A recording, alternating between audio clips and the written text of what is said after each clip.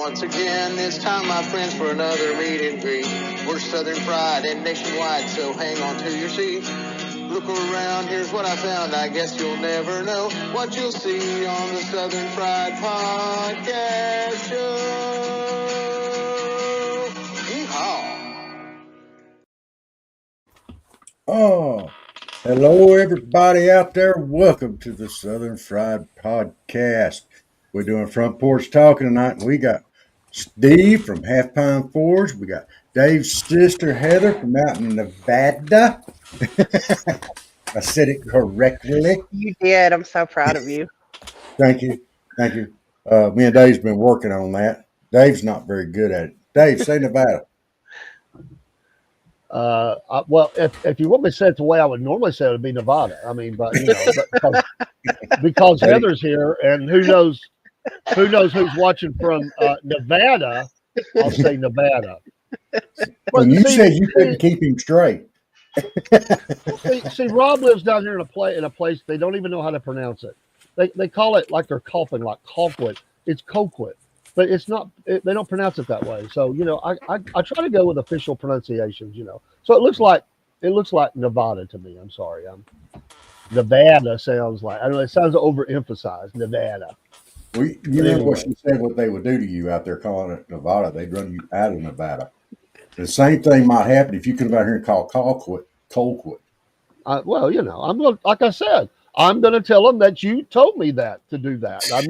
That I'm your cousin Dave.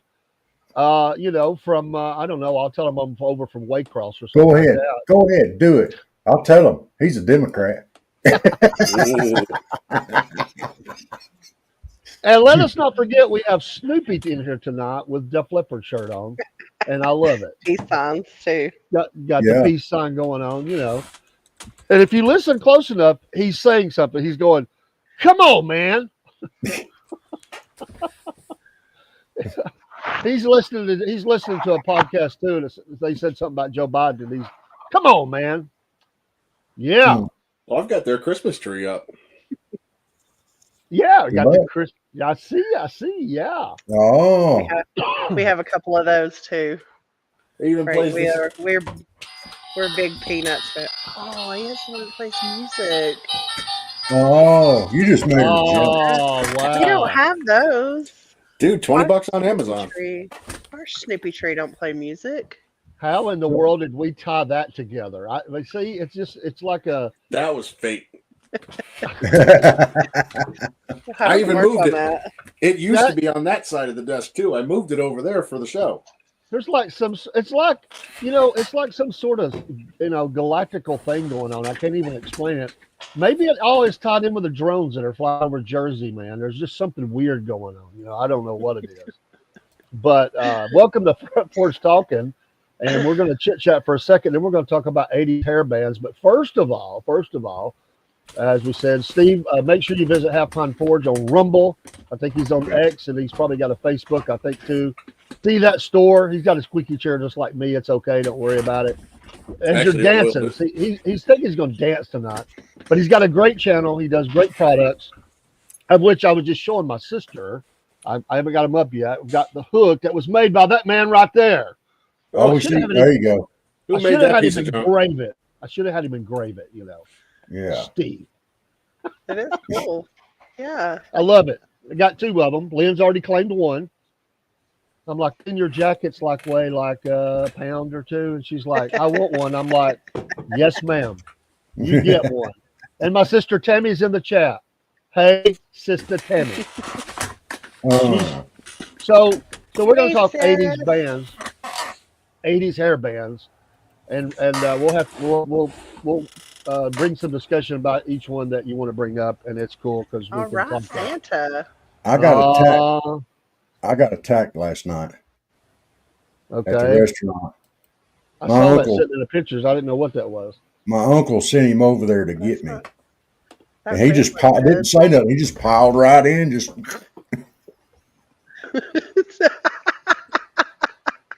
Was he a good Santa or was he a creepy, cringy Santa? I mean, I don't know. No, he was a good Santa. They were nice people. Okay, There's some Vegas. Yeah. There's some oddball people out there in the world. You never know. And Gary started laughing. I just snuggled right in there. I said, "Hey, I'll make you famous. I'll put you on the podcast." I forgot to do it this morning, but I did not forget it this evening. Welcome, Jointus. Uh-oh. If I'm saying that right, I'm not sure. Hey, hey, Tammy. Oh, But here we go. but yeah, we're going to talk 80s music, hair bands specifically, and we're going to talk about those different groups and things that we liked and that we grew up with, or just that we we might have even been old enough. Some people are not, but they liked if Rob's going to put on his Joe Let's do Exotic. this. I love it. I love it. Let's talk Yes. hair bands. All right, Hmm. we're going to talk hair bands. Hmm. My God, I This don't know is if I my can look Joe at that Deere for the next day, 2 Wig. hours. Wow. Tammy says There. my favorite That is decade of the music. yes, I agree. Hey, dashboard nomad. I'm not sure. Yeah. I still listen I, to 80s probably daily. well, There. absolutely. Even on Sirius XM. Oh man, he's blowed you away. There he went. He blows you Pulled out away, the man. hair. There you go. I love it. There you go. I love Hmm. it. He looks like a bass player. I don't know in I was gonna Exodus say or he something. legit has the 80s hairband there. I gotta get this thing on right When, now. when you gotta There we go. shake your hair back to get your headphones on, dude, you have arrived. Hmm. Well, I got to compete with Dave Coverdale over there in the top right corner. Yes. I didn't want him to start singing "Here I Go Alone on My Own." Oh man. Oh, well, Oh, if he tried to flip over that car, his hair would come off though. yeah. Mine That fall would right be off. Mine's still not doing right. Why is it not that would doing be right? like a Weird Al Yankovic video or something if you did that. Oh, there we go. Yeah. You know that Yeah, whole music video was just improvised. really. They just happen to have a couple Jags laying around, as you do. Yeah. Yes, you do. And she just kind of improv the whole thing. She's like, "Well, they were there, so I just started playing around on them." Like, not if it was my car. Yeah. Yeah. Not. Oh I don't think Frank would like that. no. Yeah. All right, before we dive into that, and we're ready. We're ready to dive. Heather was experienced something in her life she's never experienced, which was an Uh, earthquake. I know you went yeah. right in the epicenter, but you It still was felt it. Tell it was tell pretty us traumatic about for the Southern girl. I'm not even yeah. gonna lie.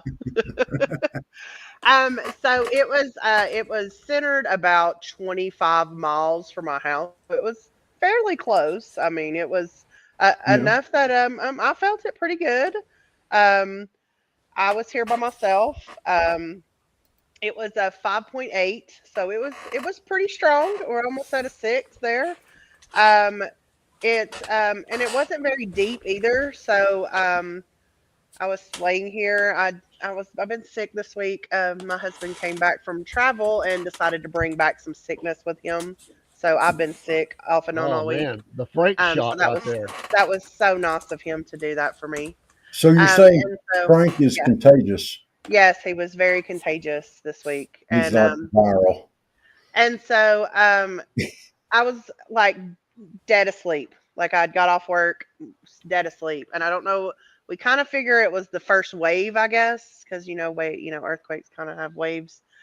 I guess it woke me up the first little wave because I literally shot up off this couch. Like it was just like I was up and just like I didn't know what was going on. And I live in a military town, so jets and you know helicopters buzzing your house and making it shake is not something that we don't deal with. Right. Young sailors, wanting to freak out the locals is it's normal. So at first, I kind of just in my half asleep brain thought that's what was happening, and really quickly realized that's not what was happening. Saw the chandelier shaking back and forth, and yeah, the whole house just started shaking, and it was Wow. quite an experience. Yeah. Well, So maybe it bounced it was you up very off the couch. freaky. It was very freaky, and especially being here by myself. I will say that my two elderly dachshunds slept completely through it. Didn't wake up. Wasn't bothered at all while I was over here freaked out. Completely slept through the whole thing. Wow. Yeah. Good for the dogs. Good for the dogs. Yeah. Well, we're glad you're okay.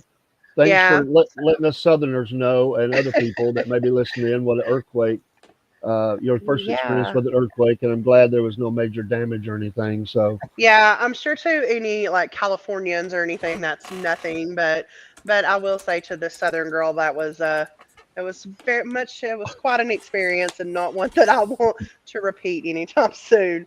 But I'm glad that we're okay, our house is okay, and that everybody around is also okay. I live in northern Nevada. About an hour east of Reno, so it was centered in a town called Urington, Nevada. and what day was that? It was on when was that? Monday, Frank? The earthquake? I think it was Monday. Monday, yeah, Monday. because I left work Monday, so it was on Monday. Okay. Okay. Cool. Well, And good there's deal. Good been deal. probably 100 plus aftershocks since then. Wow. So they've Wow. definitely been. Well, hello. I'm technically a neighbor. I live out in no, I'm in Fallon, so we live out in Fallon. Wow. So, hello, Interesting. Never neighbor. know. Yeah. Hello, neighbor. Well, I'm glad you're okay. Maybe before we go to 80s, maybe it was Frank, starting his car up. Maybe he jostled the ground enough that, That's it it. started That's it. it. Well, it's funny that you say that because Frank was not here and he was actually in Reno. And even out in Reno, which is an hour away from here, he said the car beside him was even swaying back and forth.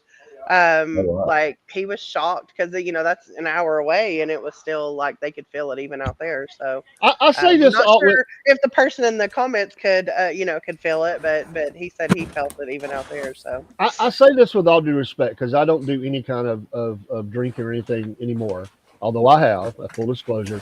But can you imagine being stoned to be in a car and an earthquake hit? Can you imagine the freaking out that would occur? Or would you even notice? Would it be like, dude, are we moving or is the car moving? Or is it the earth? And if it I was, go yeah. ahead. Yeah.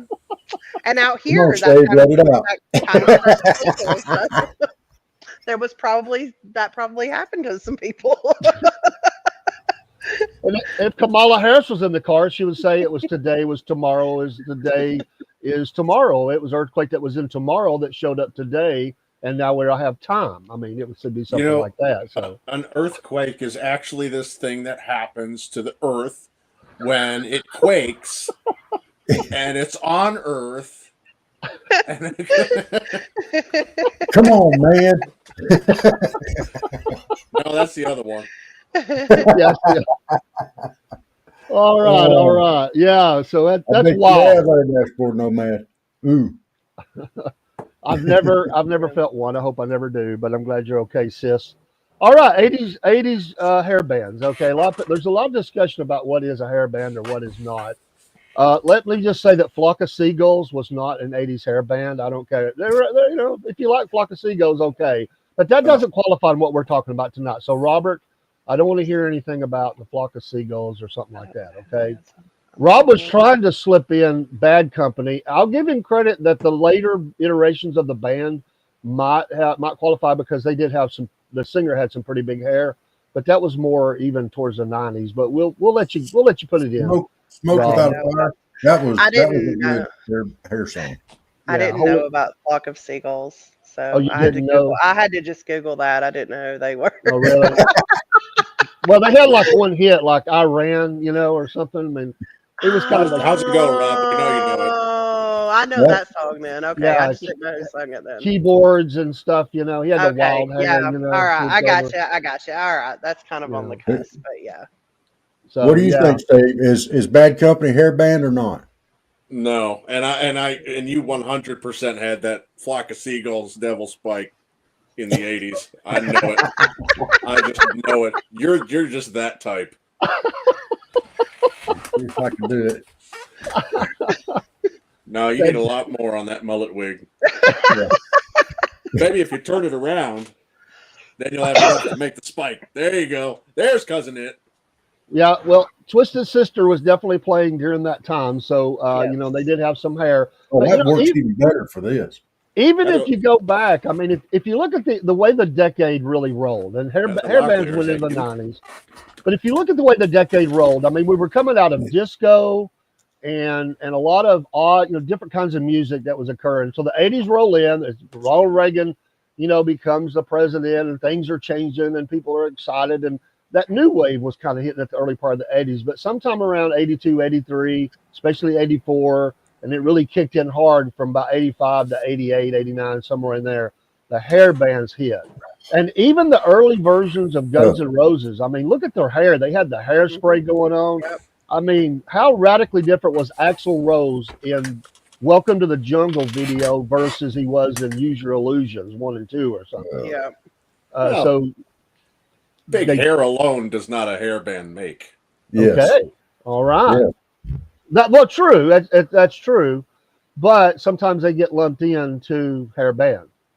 So Well, you got to have like the shredding guitar solos. You got to be singing through helium. Yeah. You got Yes. So, now are we going to include like just singers like no, oh, use your words. I'm trying to. It's been a long day. It has been a long day. Well, why can't I say it? I Who you can't thinking? do it. I can't do it. Who you thinking of? Metallica. Bite your tongue, Don.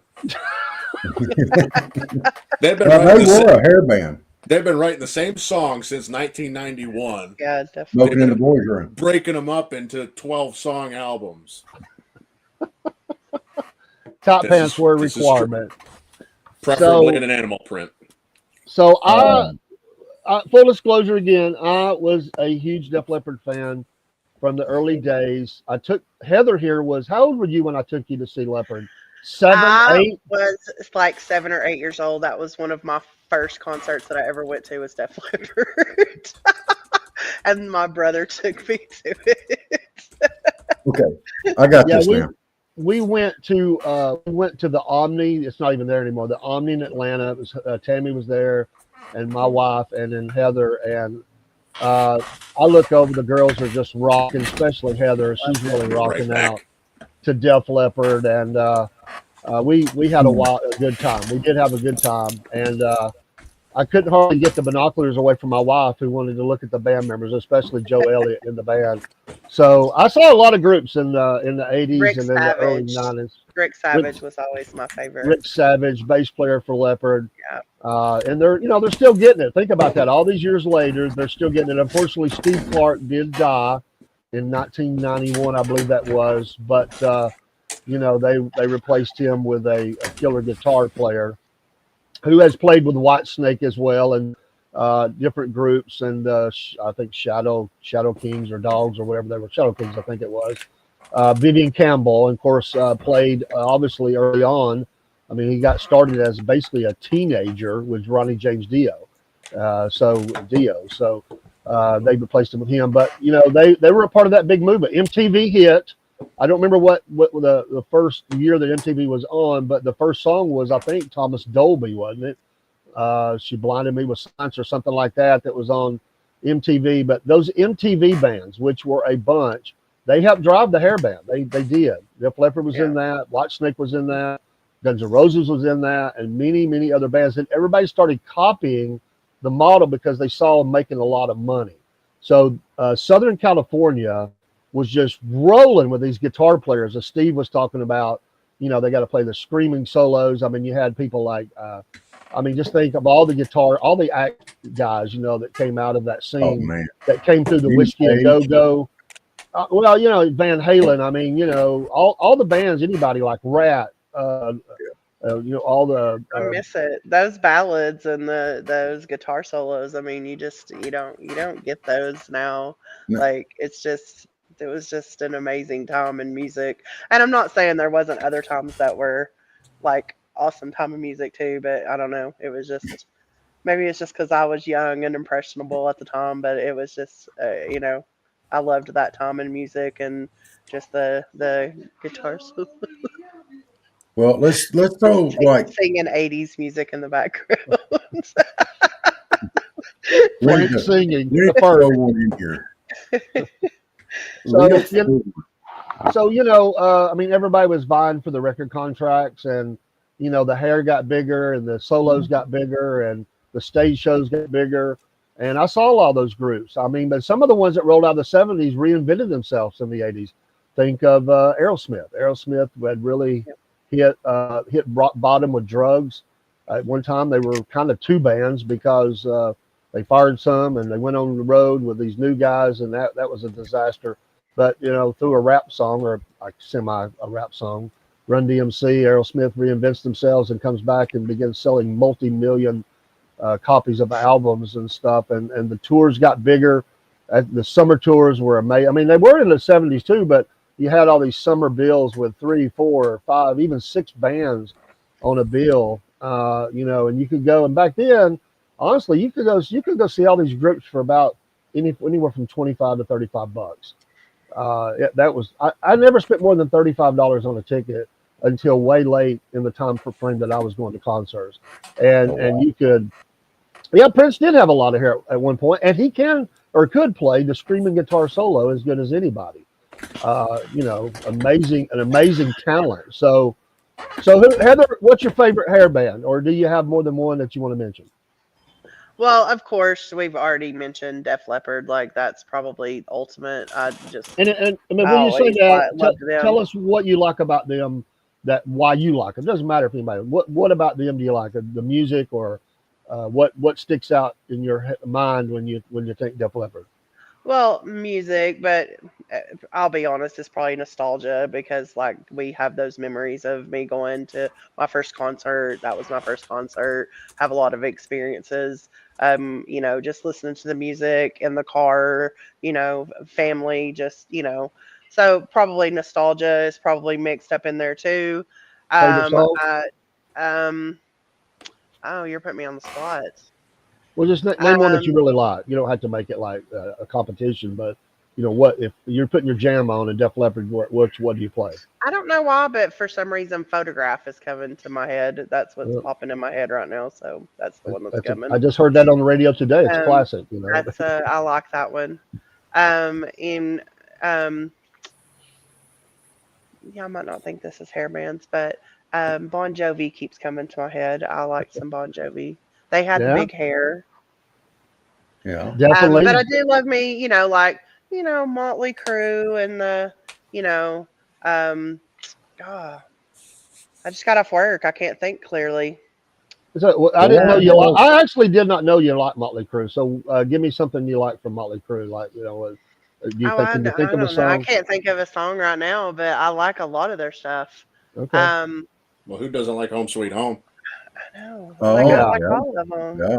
Yeah, The White great. Smoking in the Snake. boys' room. Like there's Yeah. so many. Like I got an '80s playlist that probably has what like 500 songs on it. Like I just love like hair bands and just all of them. Just like I just I don't know. Maybe it's just from growing up in the '80s. Like there's just so much that I like. Just for Um, the record, Cook. Uh, Earl and I came out to that when we were wrestling. We came out to Kiss pour some too. sugar on me while we were tag team wrestling. Ugh.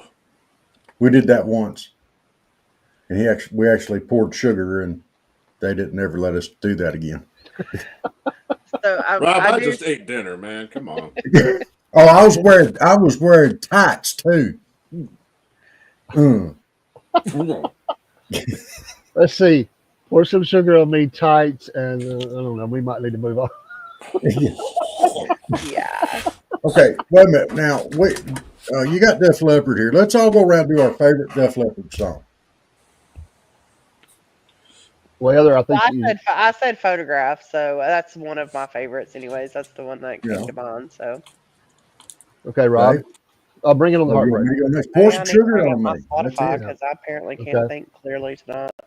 It's very nostalgic for me. Okay. I don't know if Steve likes Def Leppard, but if he does, Steve, favorite Def Leppard song?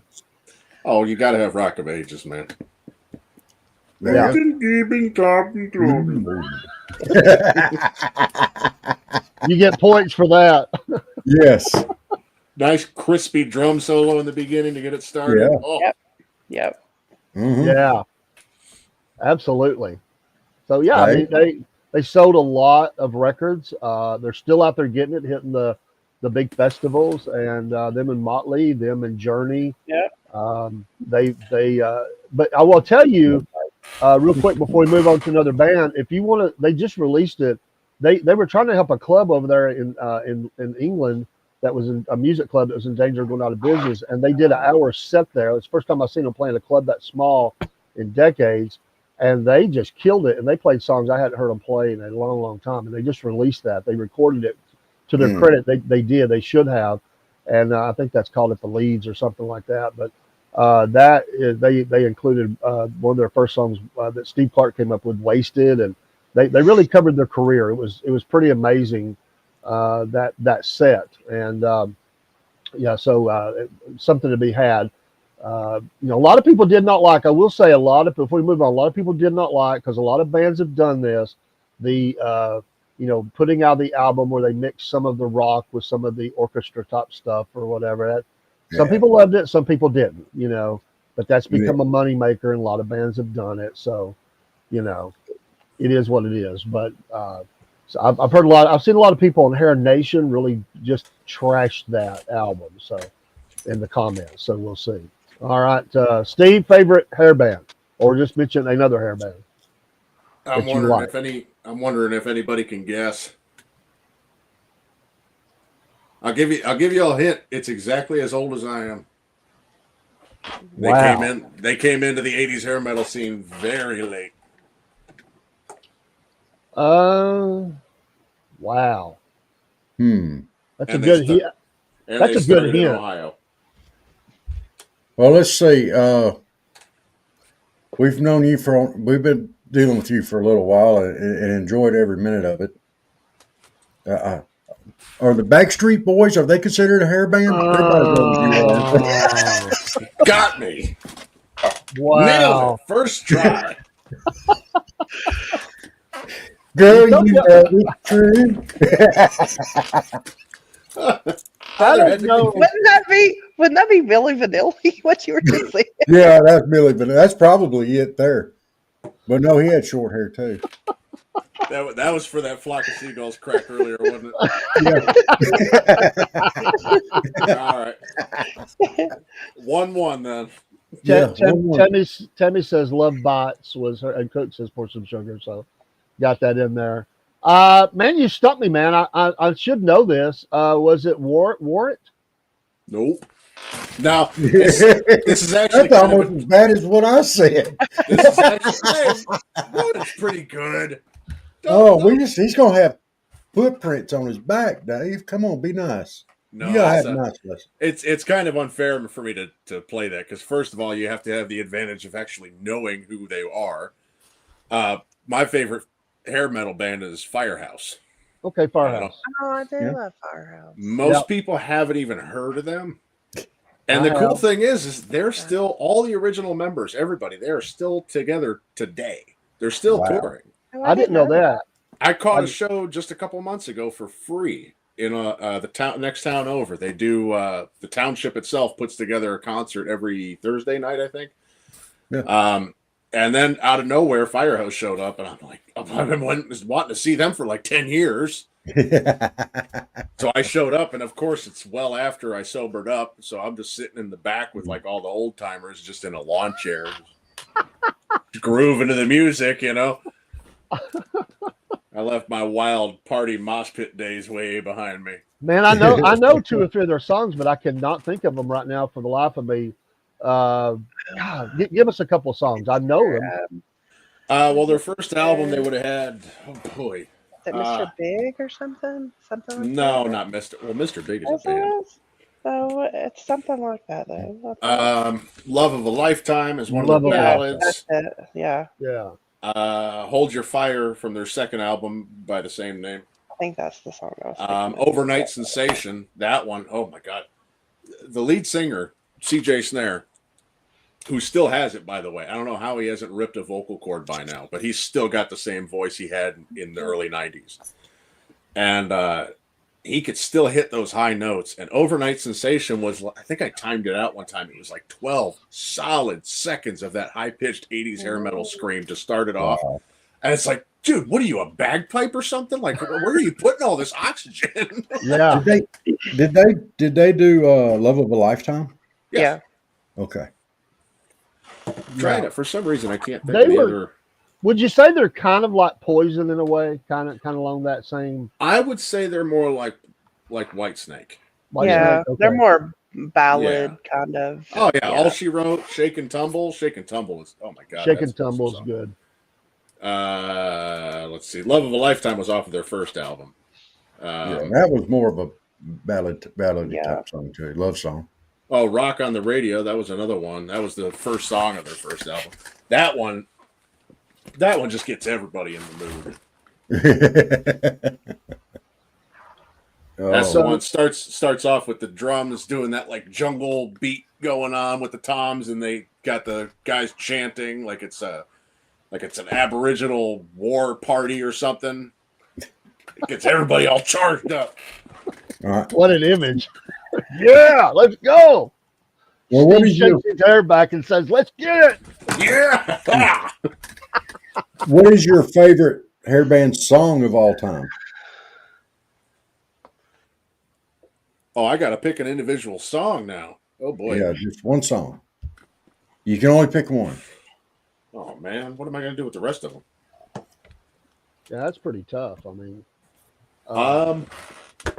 mean, I hate to say it because I don't want to do my boys in Firehouse dirty like that, but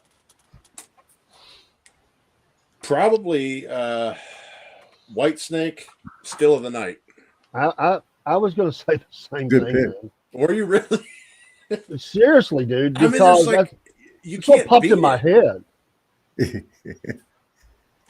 Well, I think that for us too, not only is it the music, but because we did grow up with MTV, we see the video as we're thinking about Yeah. the song. Yeah. Yeah. I mean, how It's can my you not favorite. think about that video? Yeah. Tony Katane and It still gives me goosebumps. Like it Yeah. just thinking about those first couple of licks on the guitar. Like, oh, it just snaps you to attention. Like, oh, what? Who's and playing? you had Vivian Campbell on guitar. By the way, they didn't write those songs. They came in, he fired the band, and he brings in this new band. John Sotz was the he Yeah. fired him. He fired the whole band, and so you had Vivian Campbell. You had oh my goodness, who's the other guy? I know him, but you had Rudy Sarzo maybe was the other guy, the bass player. Then you had Adrian Vandenberg, I think, was the other guitar player. But and then Tommy Aldridge, the old guy, the guy that looked old when he was young, that still plays. He's played for like 50 years. Was the drummer. But that was a huge tour. That was a multi-million selling album. But the way they play that song, because it kicks in so hard. Didn't you have that little middle part where they bring it down? And, Oh yeah. It builds back up, and then he screams into that microphone. Oh man, I mean that's one of the best. The way they layered that was pretty amazing. It's like a rock opera. It really Yeah. is. It really is. That's a fairly long song on radio, but they always play it all the way through because that song goes on for a little bit. I mean, they could have extended that out. I mean that, and they all were, they all had the hair, they all had the chops, they could all play, and then they had the video and. But yeah, that was amazing, and they went on a multi, album run there where it was really good. And then later on, of course, Vivian, he went on and went to Def Leppard later on, and then Steve Vai came in. He had Steve Vai in his band. I mean, Lord, and now I think he's kind of retired. He's going to do studio work. But you had Reb Beach that was in the band from Winger. and I can't remember who the other guitar player is, but he's always had great players. He's like Ozzy. Ozzy has always had great guitar players, or obviously the great Randy Rhoads, Zach Wilde, and others that have came along and played. But yes, Diva, Guns N' Roses is definitely deserves to be in the conversation. I think somebody mentioned Sabbath. That was a 70s thing, but I don't think. By the way, Black Sabbath, when they were on the downturn, I'll say, let's throw this out there. Like things were not going good. Ozzy's, going to be leaving. They're on drugs. Things are not good. Van Halen toured with them in Europe. It did not go good for Black Sabbath on that tour with a young, hungry Van Halen opening for them. And Black Sabbath admitted it. They did not want to follow Van Halen. That was a matchup that really kicked Black Sabbath in the rear end. Nothing against Black Sabbath, but they were going through a bad divorce that was fixing to happen, and they were angry. Van Halen comes in, and Dave Lee Roth jumping off the riser. Of course, the great Eddie, Ed Van Halen, Michael Anthony. They were full of energy, and they just blowed them off the stage. Now there was. Before we continue, there was one I wanted to share with you guys earlier this week. Actually, I happened to hear this story. So evidently, Joe Elliott from Def Leppard, supposedly he had scheduled this studio time for like 8 hours or something. And he goes in, he worked for the full 8 hours on just one part of one song, and he could not get it down to save his life. It was frustrating him. He like blew out his vocals doing it. He couldn't get it done. Little did he know that Dave Coverdale from Whitesnake had set up time for the evening on the same studio. So he shows up. Joe Elliott's okay. I can't get it anyway. He steps aside, just watches. He's like, I'll try it tomorrow. Apparently, Dave Coverdale goes into the studio. They hit play or they hit record. He blasts through the entire Def Leppard song that Joe Elliott was just struggling with, nails every single note, strides out the door, looks at Joe Elliott and says, "Cheers, lad." Joe Elliott said he felt like giving up right then and there. No doubt. That would be so bad. Like no warm-ups, no nothing. Just goes in. Just go do it. Just hammers it out and we're good. Guy was blessed with a voice, there's no doubt. I mean, and I'll say this, Joe Elliott is a historian of rock. He knows probably just about everything there is to know. He probably has about every album you could ever have. He does his own radio show on Rock Planet or something like that. But he is a walking historian for rock music. He really is. He loves it. I remember him and they were on tour with Journey. They're getting ready to announce. They were announcing the tour. They went on some radio station, and Neil Schon of Journey was on there with him. And Joe mentions, he said, Neil, love all your music, and he mentioned one song that he wanted them to play. He said, you got to play this song. And he was telling Neil Schon history about Neil's band that Neil didn't even know. I'm telling you, the guy, he was looking at him like, we did that. I mean, he knew history about Journey that Neil Schon didn't know. And he's been there from about the beginning, or was the beginning. Wow. Pretty amazing. But he is a walking historian. He really is. He has a great love of the history of it. And especially, obviously, from his childhood was, David Bowie, Mott the Hoople, play people like that. I mean, that's what he grew up with. And of course, he's like me. I mean, I like music all over. I like different genres and different things, but it's just pretty interesting. I think that's what makes them a good band, because everybody has a different energy. They have a different background and they like different things. And so, yeah, thanks for sharing that, Steve. It's got to be disheartening, be like the guitar player that's having a hard time getting the part, and you bring in somebody, which happened a lot with, by the way, with Kiss, who did become a hair band because they did go all hair in the 80s, Crazy Nights and different songs. Yeah, they would definitely qualify in that, but sometimes they had to get the Kulick brothers and other people to come in to lay down the guitar parts because Ace Frehley was bombed out of his mind. I mean, that's just facts. There was somebody, I don't remember who it was, one of the guitar players that came in and cut a solo, just a solo for them for a song. And he said there was one piece that he said that he'd been working on. And so Paul says, okay, we're going to turn the record on. Give us the best thing you got. And he said he just ripped it. I forget which song it went into. And they said, that's it. Cut, splice, we got it, booked it, whatever. And he's like, man, I'm glad they didn't ask for something else because I really didn't have anything. That was all I had. He said, I would have played around the guitar, but he said, I really had nothing else. But Paul loved it, and they moved on. But yeah, those concerts were big. I mean, obviously they really got into the explosions, the fire going up, which really these two groups would just come out and they would stand in the same spot. And Def Leppard was one of those bands, and Bon Jovi did it too, where they played in the round, where there were fans all around them, and that became very popular. And then Metallica started putting people in the pit and everything, right on stage, and letting them video and all that stuff. But 80s changed the way music was in a lot of ways, and one of those was the stage production. I talked to, one time Def Leppard was in Chattanooga, and I had seen them a number of times, and I did listen to them, but I got to talking to the sound engineer for Def Leppard, and he was pre-show. He was cleaning all this stuff up and everything.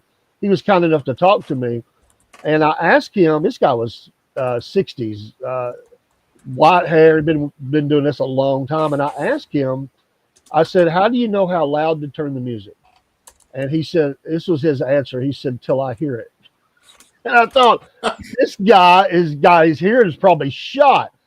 And he's definitely throwing the throttle.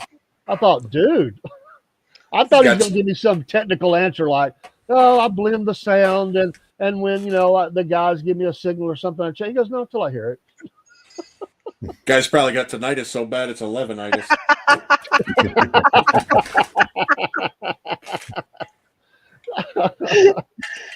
Oh, that's cool, man. 11itis. Love it.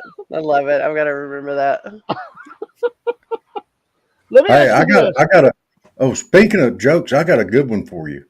Oh, God. Bring it on. You hadn't heard this one, y'all, so y'all don't mess it up for her. Have you heard of Henry the Brown-Nosed Reindeer? Oh, God. No, I haven't. You've never heard of Henry? I'm nervous. No, I haven't. Oh, he's just as fast as Rudolph. He just don't stop as quick. That is so bad. So bad. Just leave that dead horse alone, man. Quit beating on it. I can't. It's a Christmas joke. Leave me alone. I only got so many of these in my repertoire. You don't have to use it every hour. Well, no. I hadn't used it since this morning. Oh. All right. One last thing about Leopard, then let's go to Guns N' Roses, because somebody mentioned that. We do need to talk about them. Fair enough. Def Leppard was deep in debt because obviously Rick lost his arm. Long story short, they had been away for 3 or 4 years. Didn't know if they were going to make it back. They spent a ton of money. They came out in 1987 with Hysteria. They sold 3 million albums, which, by the way, that is incredible. The problem was they needed to sell about 4 million just to break even. So it was considered bad. They were going to get off the road. Some of the early shows were not sold out. They were playing the half-empty stadiums, arenas. So they decided, let's go ahead and get off the road, get back, and get another album out within 6 weeks and hit the road again. We've got to get this energy going. And what saved them on that and made Hysteria one of the biggest selling albums of all time was that song, Pour Some Sugar on Me. In Florida, there were strippers that were calling into the radio station and requesting that song. That's a true story. And it exploded across the United States. They made the video. Leopard went out. They stayed out for 15 months for that album. I think it was 7 singles that came from that album, and it continues to sell. And it's now, 40 years old or something like that, or 30, 40 years old. 40, I think, or 30. Is it 30? But anyway, it's interesting how things like that happen. All right. There's a guy in Chattanooga who's actually on the radio who has a lot of background. He does a radio show here in town.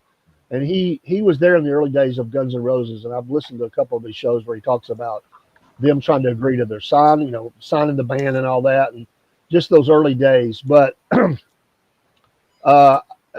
Guns N' Roses was obviously came from different bands. I mean, even Slash, I think, tried out for Poison at one time. I mean, all these bands were interacting in different ways. I think Axl was from Indiana, along with the first one of the other guitar players that was there in the beginning. They were friends. Obviously, he didn't stay around. Heroin was a problem in the band. But that album, Welcome to the Jungle, it holds up for the test of time. It's considered one of the best albums of all time. It's raw, it's powerful, and they were. I mean, you talk about starving artists. They were starving out there in L.A. But that line he puts in there in Welcome to the Jungle, he says that's a true story when he says, "You know where you are." He had climbed up on an overpass or something, or on the interstate, and a black guy, I think he said, "You know where you are. You're in the jungle, baby, and you're going to die." I mean, that is a real story that he included in the song. I thought that was pretty cool, and that's going to be remembered from now on. I mean, it's pretty iconic. But the video, I hate the video because Axl has his hair all teased up and hairsprayed, and I never did like that look anyway. Let's not forget, we're forgetting one thing. The glam, early days in the 80s was the glam, what they called the glam metal, the glam look. Poison went through that as well. And all them dudes putting makeup on. I was not with that. So I hope Steve never had in his history. Thing, though. That's what they did. Yeah. I know, but they got the lipstick going on. I mean, look at that first album of Poison. I mean, Twisted Sister, God. come on. They all had it going on. Wow. So I thought you were gonna say the true part of that song was when he said "shana na na na na na na na na." I think that happened. Are you didn't like Alice Cooper? What? Where did that come from? Well, Alice Cooper had a lot of makeup on too. Did I miss? Oh, okay. I was just gonna say, did I miss like 20 minutes of conversation? Like, where did we? He did, but it's a little bit different. His is more like a theater type thing. Like he's shocked, he does the horror stuff and all that. It's a little bit different, Rob, than trying to walk out looking like a girl with the rouge on and the lipstick. But I don't really look at it as they were trying to. I feel like it was more the same thing. They were coming out just trying to. Oh, they were coming out. Almost like a shock thing. It was like, here I am. We're gonna sing this song with my hair teased all up, and we're gonna. I don't know. Go rock you like a hurricane. Yeah.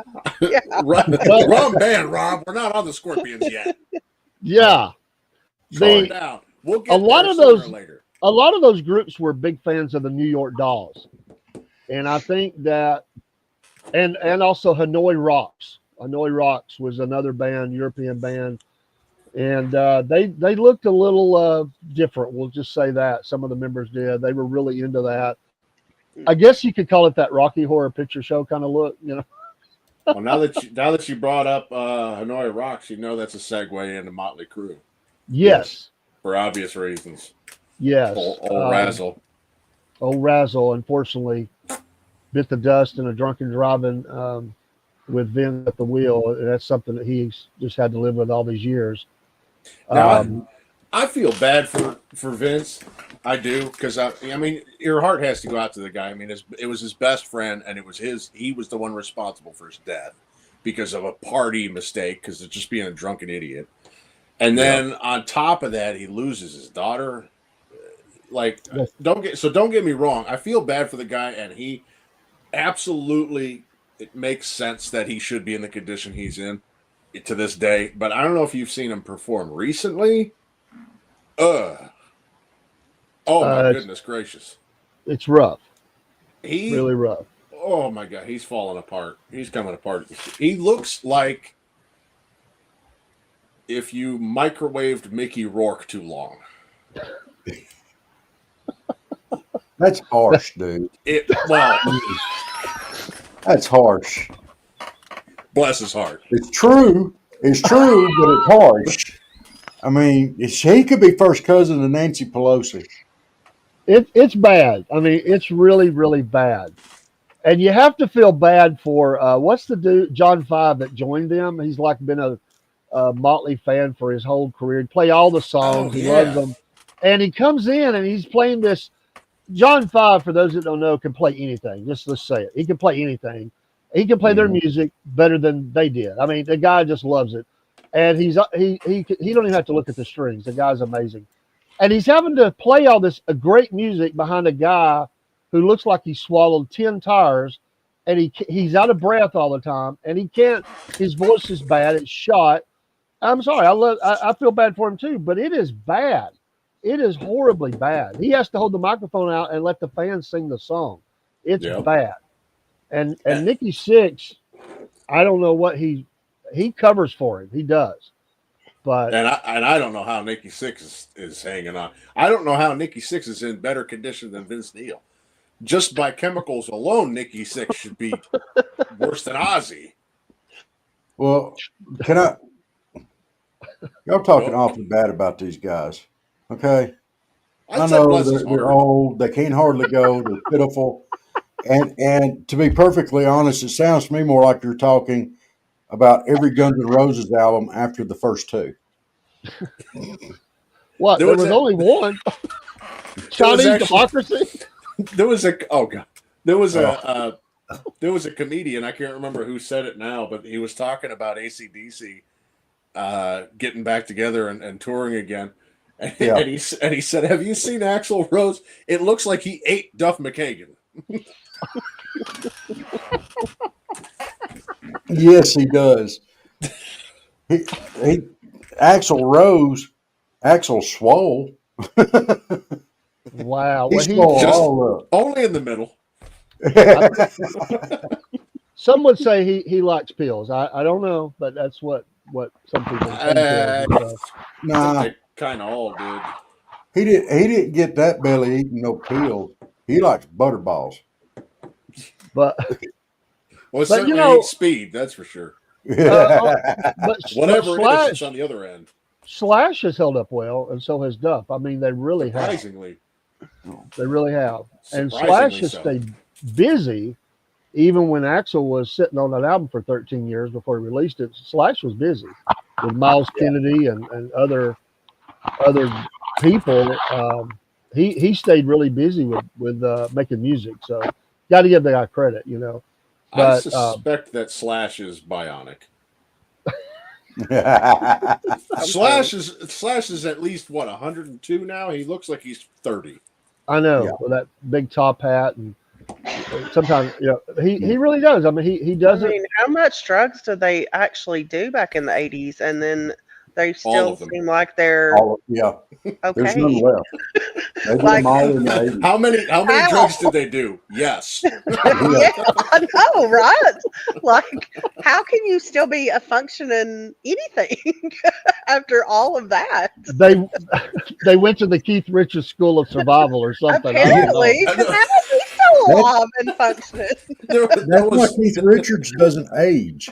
There was a movie they were talking about Keith Richards. He said when Keith Richards was 30, he looked 70. Now that he's 70, he looks 69. He's regenerating. He's pickled, dude. He's regenerating. It's crazy. I mean, I don't know. And, Ozzy, he's okay. That guy just poured the drugs into his body. With a funnel. Oh, this is getting scary now. I'm watching way too much Southern Fried. Yeah. Okay. Ozzy did one of my favorite songs of all time, but it was a duet with him and Lita Ford. Don't Close Your Eyes. Yeah. Okay. Oh yeah. One of the best to me. One of the best 80s. Keep talking. I got to do something about this hair. I mean, well, mine was itching my head. I had to take it off. But one of the best rock songs ever to me, and I guess it's more of a ballad, but that Don't Close Your Eye. Oh man, they hit that good together. They sounded good in that one. Yeah, they did. And it was a good video, and definitely a classic. Lita Ford. I'd forgot all about her. Just period. She's still out there playing too. Yeah, she's been around for a good long time. She was awesome. I like her too. You bring up Lita Ford, I got to think about Joan Jett. I think about Joan Jett. I'm going to space out for the rest of this podcast. Well, they were in their original group was the Runaways, right? Yes. Yeah, it was the Runaways, and then it was Joan Jett and the Blackhearts. I don't know, was Lita Ford in the Blackhearts? No, I think they both went No. their separate ways, and I think one kind of got out of the business. She had a bad experience. Was Sherry actually Creary. was raped, unfortunately, and it was just a horrible story. But they fought. They weren't respected. I mean, because they were all girls and everything, and they were mistreated, and which made them hard. I mean, they fought their way. And probably drove a lot of Joan Jett's first songs, which were real aggressive. I mean, but she's still out there getting it too.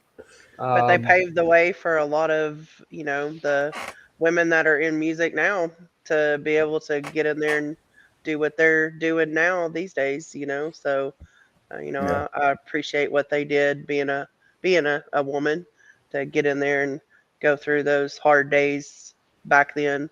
To get their music out there and then make it to where we have many women artists these days that are able to be creative and put their art out there. Yeah, Absolutely. like the Well Dixie said. Chicks. But then they opened their mouths and said the wrong thing, and then they got booted. The chicks. Well, they, Thankfully, they should have said it. They should have done it. sometimes you got to watch what you say, because it can get political, and a lot of groups refuse to do that forever because they didn't want a stigma of that, so they tend to stay away from it. It's gotten a little bit different nowadays. More and more speak out, and people. Well, somebody mentioned Twisted Sister. Dee Snider is very vocal about politics. I mean, even this day, he constantly brings it up. He used to be a hero for the First Amendment. Now, whether you like it or not, the whole cross-dressing, feminized makeup thing with the big hair, that stage presence, whether you like it or not, Dave, I'm sure you immediately would say there's nothing wrong with that. Like I don't like it, you don't like it, sure. Yeah. But do it if you want. You're free to do it. That's free to do it. Yeah. And so Dee Snider stood up to Tipper Gore back in the 90s. He was a hero for the First Amendment. He did. And now, Mr. We're Not Gonna Take It is like, apparently he will take it. He lied to us in the 80s.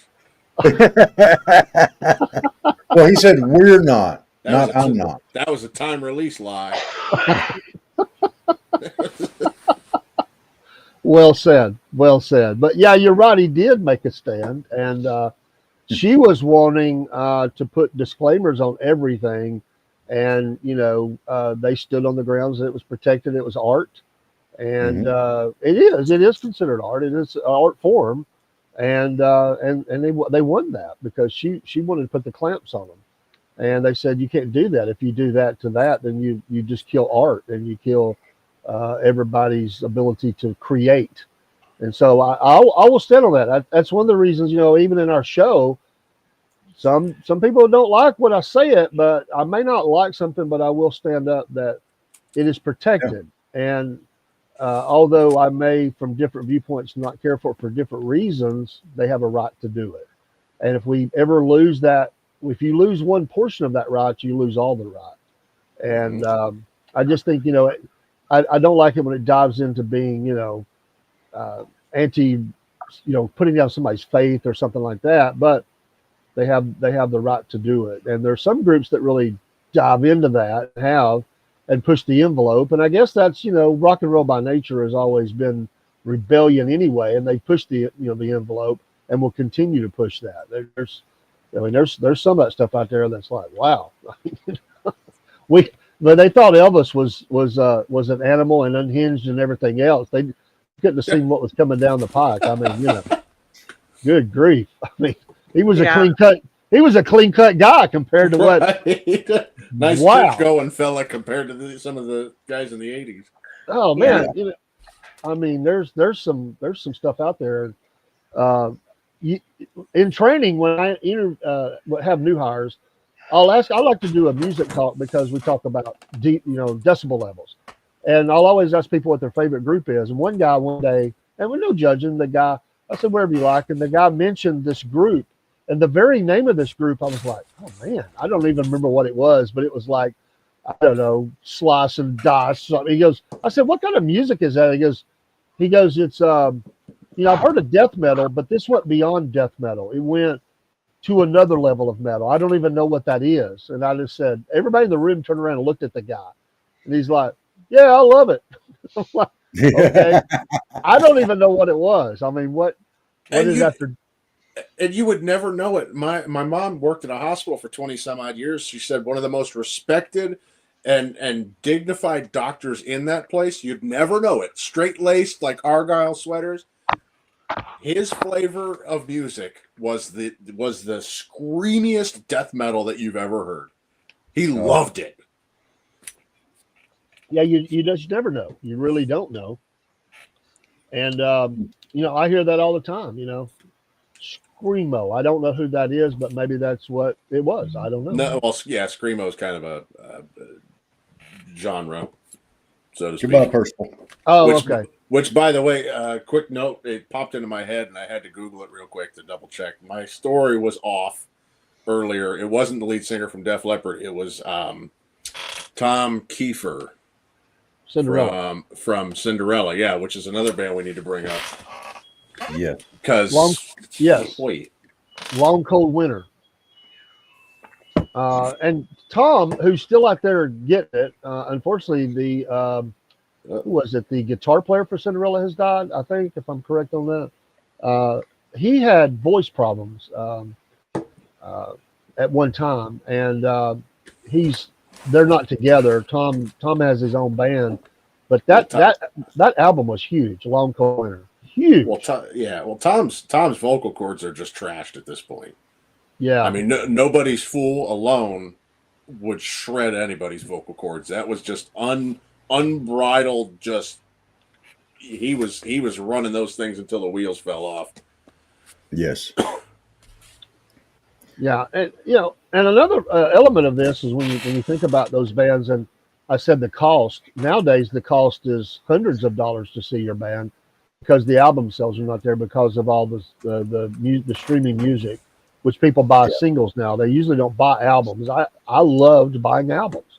I used to go into stores and just look at the album covers, and yes, I'm saying album, which thank goodness have made a comeback. All the groups are putting out albums I was still. about to say they're making a comeback now. You didn't say records, so yeah. But he will say pop. It was that's because pop is the correct term. That's why he says it. That's why that is. No, sir. I What's can't. the correct term, Heather? I cannot concur with that. This is my pop right here. I This cannot. is my pop. No. What is the correct term, Heather? Coke or Thank soda. you. I don't know. I can't call it Coke. pop. I just can't. They're all Cokes. What kind of Coke you want? Dr. Pepper. What? Well, he is from. What'd you say? You're from Ohio, right? He's from Ohio. He said he was saying that's Midwestern stuff, and I said, "Well, he is from like." Pipe down, dashboard.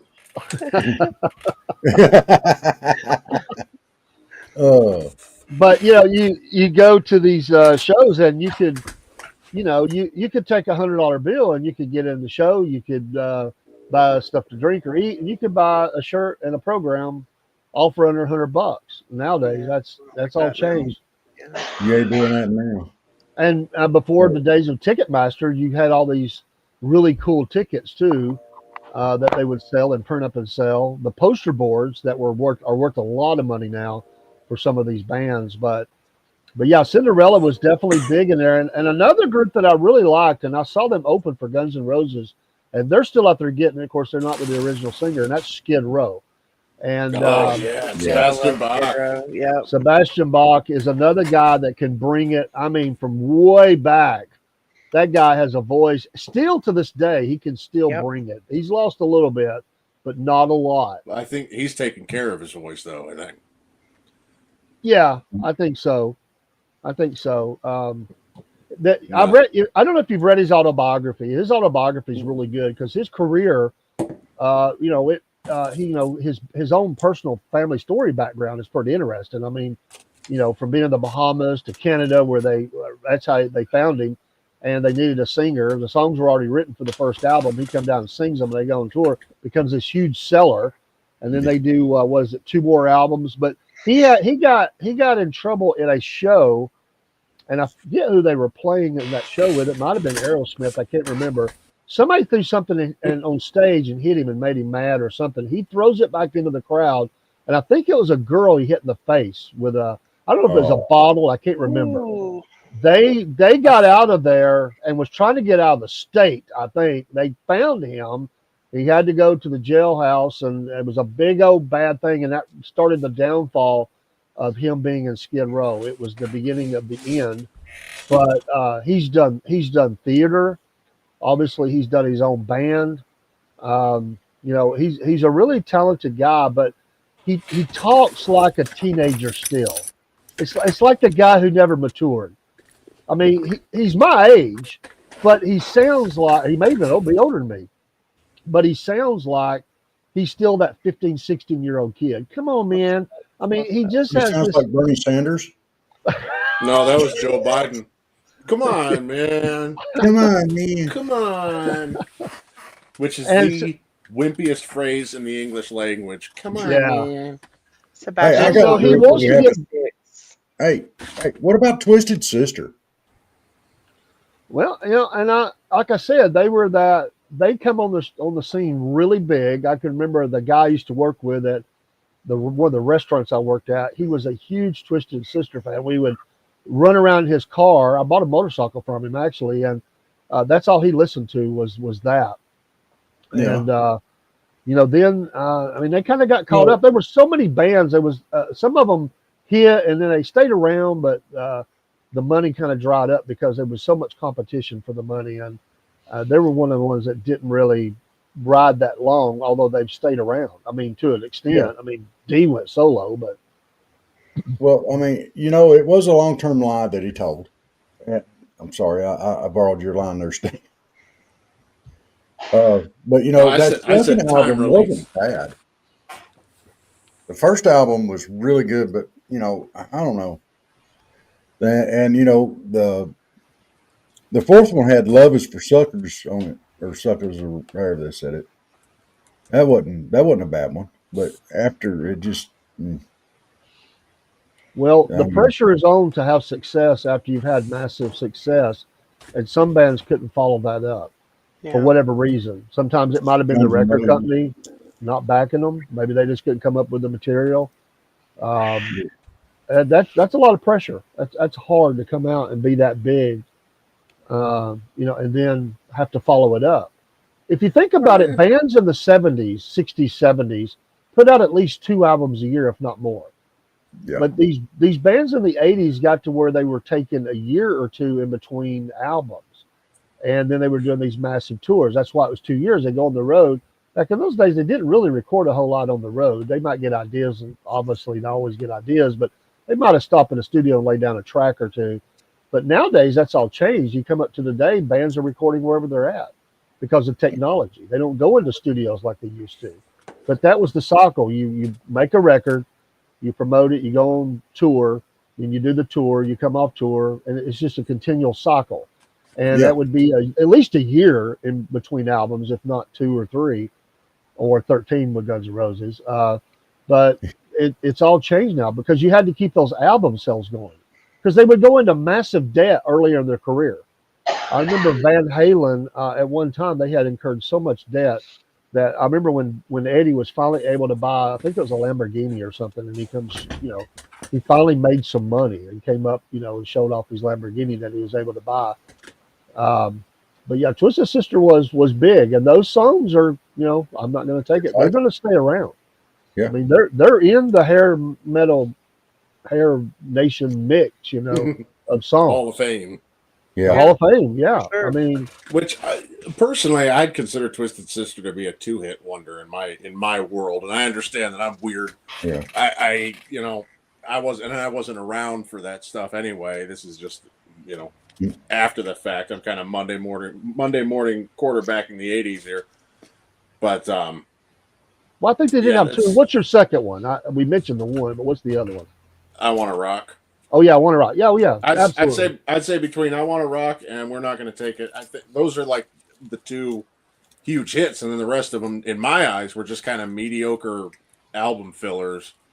Yeah, The Biscuit. Yeah, none of it's Hey, no, Heather, that's a good point. You know, Heather, is Frank around? Is Frank He's right around? out there. Can he see you? I think to make you get all dreamy out here because there's someone there's a singer that stood the test of time that we got to bring up. Okay.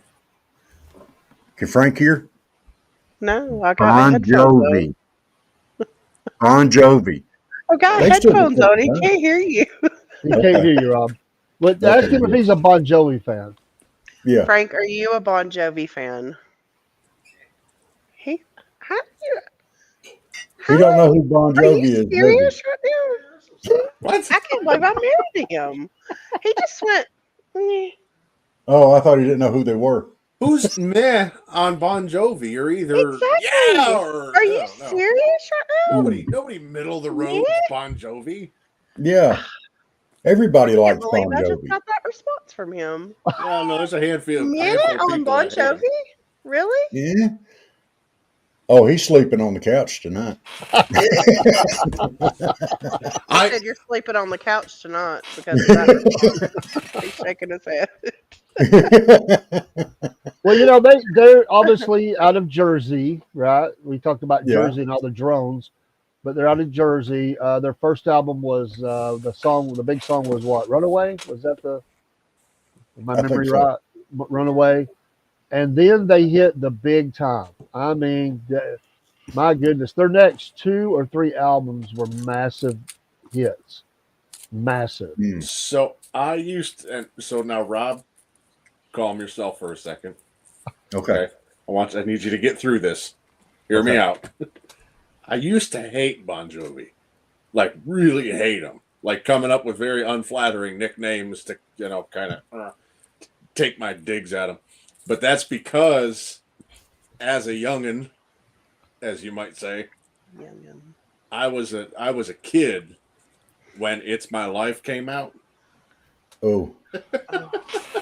So that's what started me off. That's where I started, my first exposing to Bon Jovi was seeing him play that on Jay Leno's show. so in my eyes, I saw this. Remember, Jay Leno, that's where a lot of these newer bands at that time were just getting started. And so I saw these old timers, all these old farts playing this song on Jay Leno. And I thought, good God, you guys have had 20 some odd years to work on your career. And this is as far as you've gotten with Jay Leno's show. It was a massive misunderstanding. Yeah. Okay. And then I heard like Bed of Roses, and then I had to admit that I liked it. Yeah. And then they did the soundtrack for Young Guns. Yeah. Right? Yeah. Yep. Yeah, Shot Down in a Blaze of Glory. I think they're still playing that on the radio. That song is great. I've listened to that album, though. The rest of it, I have a hard time listening to. I like that song a lot. But the rest of the album is like, kind of like Frank just said. I'd have to hear it. I'd have to hear it a bunch more times. But I thought it was going to be better than what it was. But they definitely. I mean, Richie Sambora can play with anybody, and that guy, he's a blues player. I mean, he can lay it down, and those guys really brought it, and they're still playing, they're still getting it. I brought a Skid Row. There was also an incident between, I think, Sebastian and John Bon Jovi's brother. It didn't go well. I think that he put his brother up against the wall or something, and they got into it. That was a whole nother incident that happened, kind of jogged my memory. I only saw Bon Jovi once. That was in Chattanooga. They rocked it. The thing I remember most from the show is all the girls that thought they were going to jump on stage and go give John Bon Jovi a hug.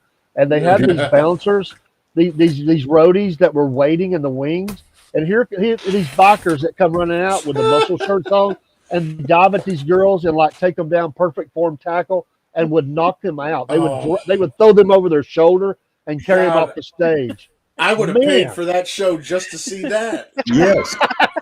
just to see these 300-pound linebackers throw 100-pound groupies around like sacks of flour. That's great. Oh man, I gotta tell you, I was in Atlanta once at this club, and it wasn't a big club, but it was a club, and I saw Ace Frehley, and I was right at the front of the stage, and this guy, big old guy, he's drunk. He wants to get up, he wants to give Ace a hug, and Ace didn't see him coming, so he goes to give Ace a hug. Well, this he looked like a Hell's Angel biker come off the side of the stage, and he hits this guy so hard his head bounced off the stage like 3 times, knocks him out. Oh God! And he grabs his leg and he's just pulling him off the stage as he's laying there, slobber coming out of his mouth. I mean, he knocked him out. And Ace is in the middle of a solo and he looks back and he's like, "What the heck?" And so he finishes a song. He never misses a beat. And when he gets done with the song, he looks at the crowd and he goes, "Hey, listen, I hope this guy's okay. I really do." He said, I don't think he probably meant me any harm. He goes, "But I pay those guys good money to protect my life." And he said, so that if that guy had a knife or something, which he said, I don't believe that was his intention. He said, but we don't know that. He said, these guys are paid money by me to take these guys out. He goes, do not get on the stage. Rock out, have a good time. You press up close to the stage. But if you step 1 foot on the stage, you're going to get knocked out. And he did. Man, what a job. So you reminded me, oh God, why am I going to tell this story? So this is, I had a similar situation. Well, I have an excuse. I was drunk. So that covers a lot.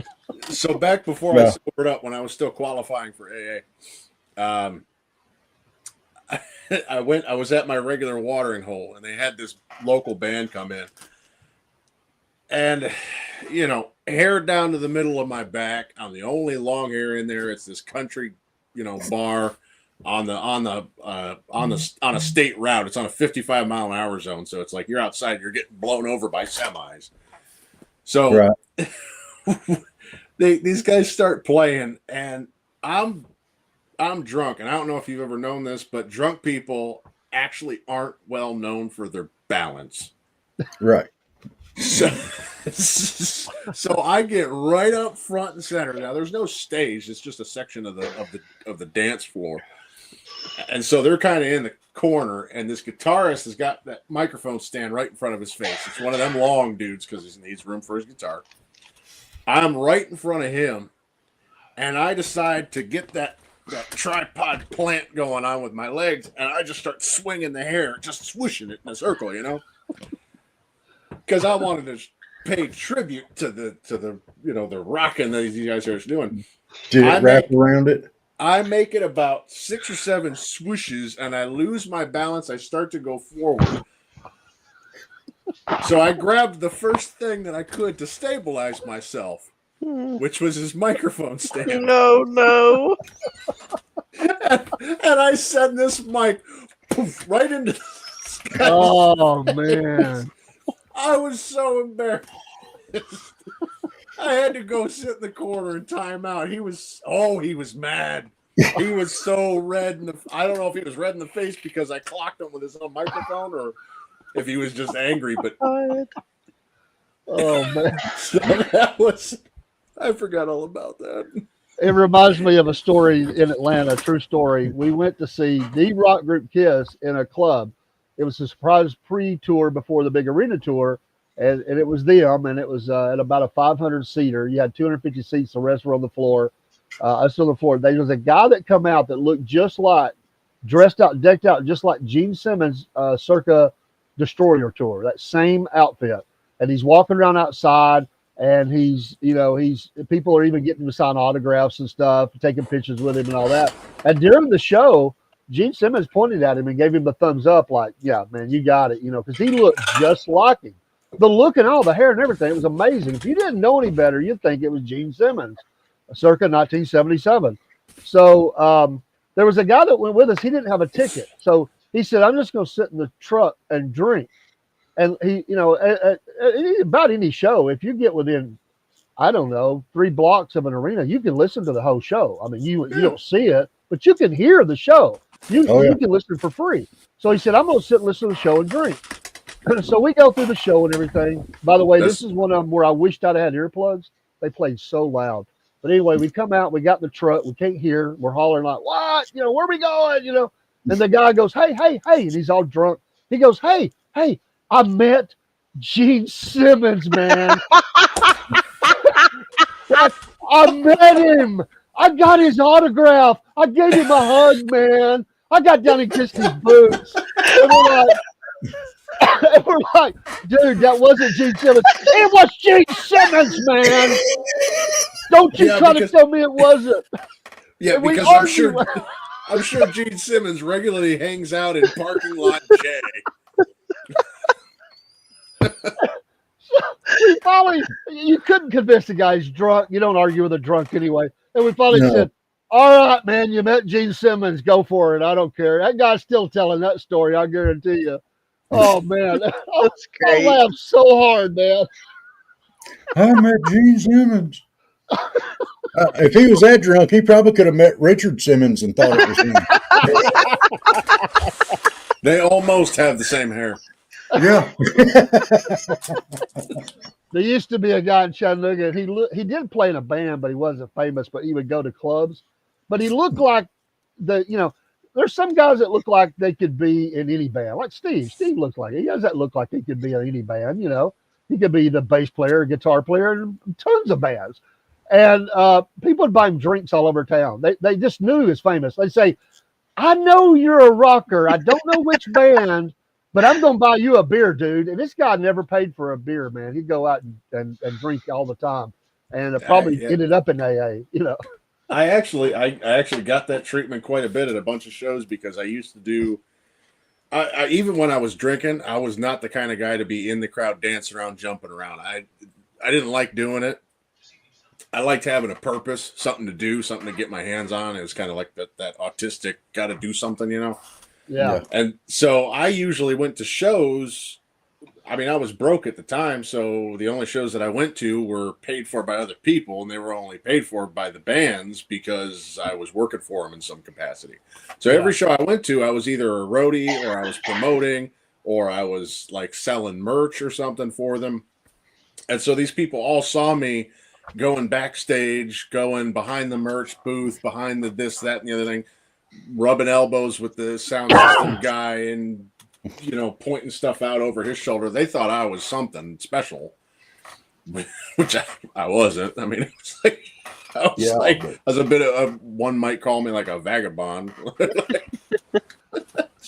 just a bum who got paid in beer and concert tickets. Some of the guys were so convinced, they'd be so drunk. Oh yeah, I just saw you play just a minute ago, man. You were great. Thanks. Buy me a shot. Yeah. So what about Quiet Riot? They kind of come along in the late 70s, but they did go over in the 80s, became a huge hit. Randy Rhoads has already left the band because he got the Aussie gig, and they really became big. Kevin DeBro, lead singer, high energy guy. So he was aggressive, but they definitely were in that early days of hair, the hair metal and the hair rock and all that. Maybe so, but they was Rudy Sarzo was in that band as the bass player who, he was with Ozzy too, but he couldn't handle it when Rhoads got killed and he came back to Quiet Riot. I think he just recently came back to them again. He played with he played with another band for years. I played with the Whitesnake as well, but I think he's went back to Quiet Riot where Frankie Bonelli passed, unfortunately. But and most of them, I think all of them but Rudy are dead, or most of them. But big album, big hits. I mean, 2 or 3 for sure.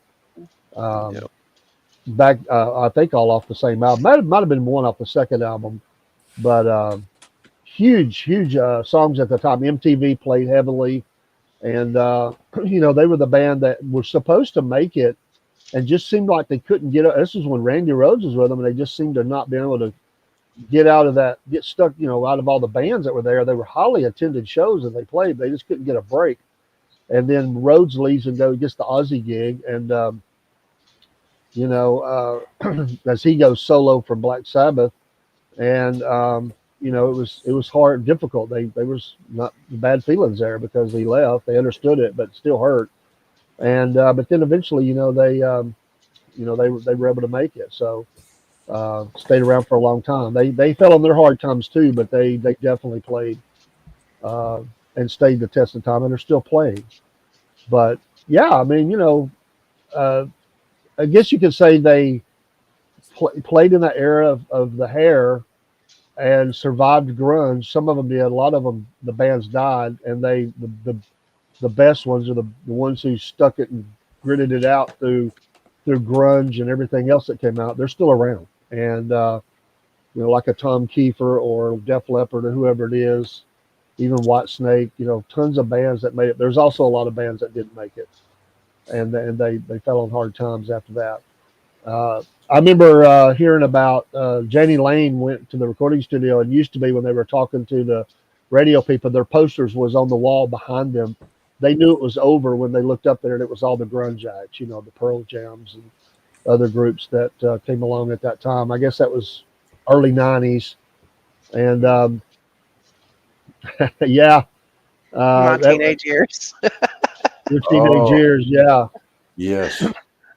and so yeah, it is a great debate. Van Hagar, Van Halen. Actually, I was just talking to a guy about that today. It's unfortunate that they did over the phone that Eddie and Sammy finally made amends after all those years, and Dave got back to the band. But there was nobody any bigger late '70s into that all the way up to that '84 album than Van Halen. There's nobody bigger to me. The energy, they brought it. And Eddie was doing stuff on the guitar that everybody was trying to copy. I mean, he inspired hundreds of thousands of guitar players, and every guitar player says that. I mean, from the Nuno Betancourts or whoever it is, they talk about Eddie Van Halen. I mean, just like others did before them in different degrees. Eddie was a game changer, and David Lee Roth, not the greatest singer, but he brought the raw stage presence. And nobody jumped off risers as good as David Lee Roth in the day. Full on. That's definitely, I have to say that. Like he just brought it. Like he just, when I think of '80s energy, like he just had that '80s, like jump off Yeah. risers, like you're talking about, just that '80s energy. So out of the two of them, yeah, Roth is definitely my choice. And without being off color here, just got to say it. And I'm sorry, it popped in my head. I was wondering if Steve ever had a pair of these. You got to give a guy credit that has the guts to wear leather pants on stage that the butt is out of them. I mean, I don't know. They did. Uh, I can't get away with anything skin tight, man. I look like a busted can of biscuits. yeah, no doubt. That's what I look like. They said I in the gotta- early days their budget was so bad they went to some of the risque kind of shops, and they bought a lot of their clothes from there. That's what they did. But they kind of has the biggest ego. That's another thing to think about with these hair bands is the ego of the lead Yeah. singers. Oh my gosh, Yeah. Axel, David Lee Roth, It's Coverdale, what name sold them. the bands. It's what sold it. It was the whole character of the band. It's like yeah. what really, pushed the hair band to me anyways. And the That whole ego persona. problem is exactly why my vote goes to Hagar.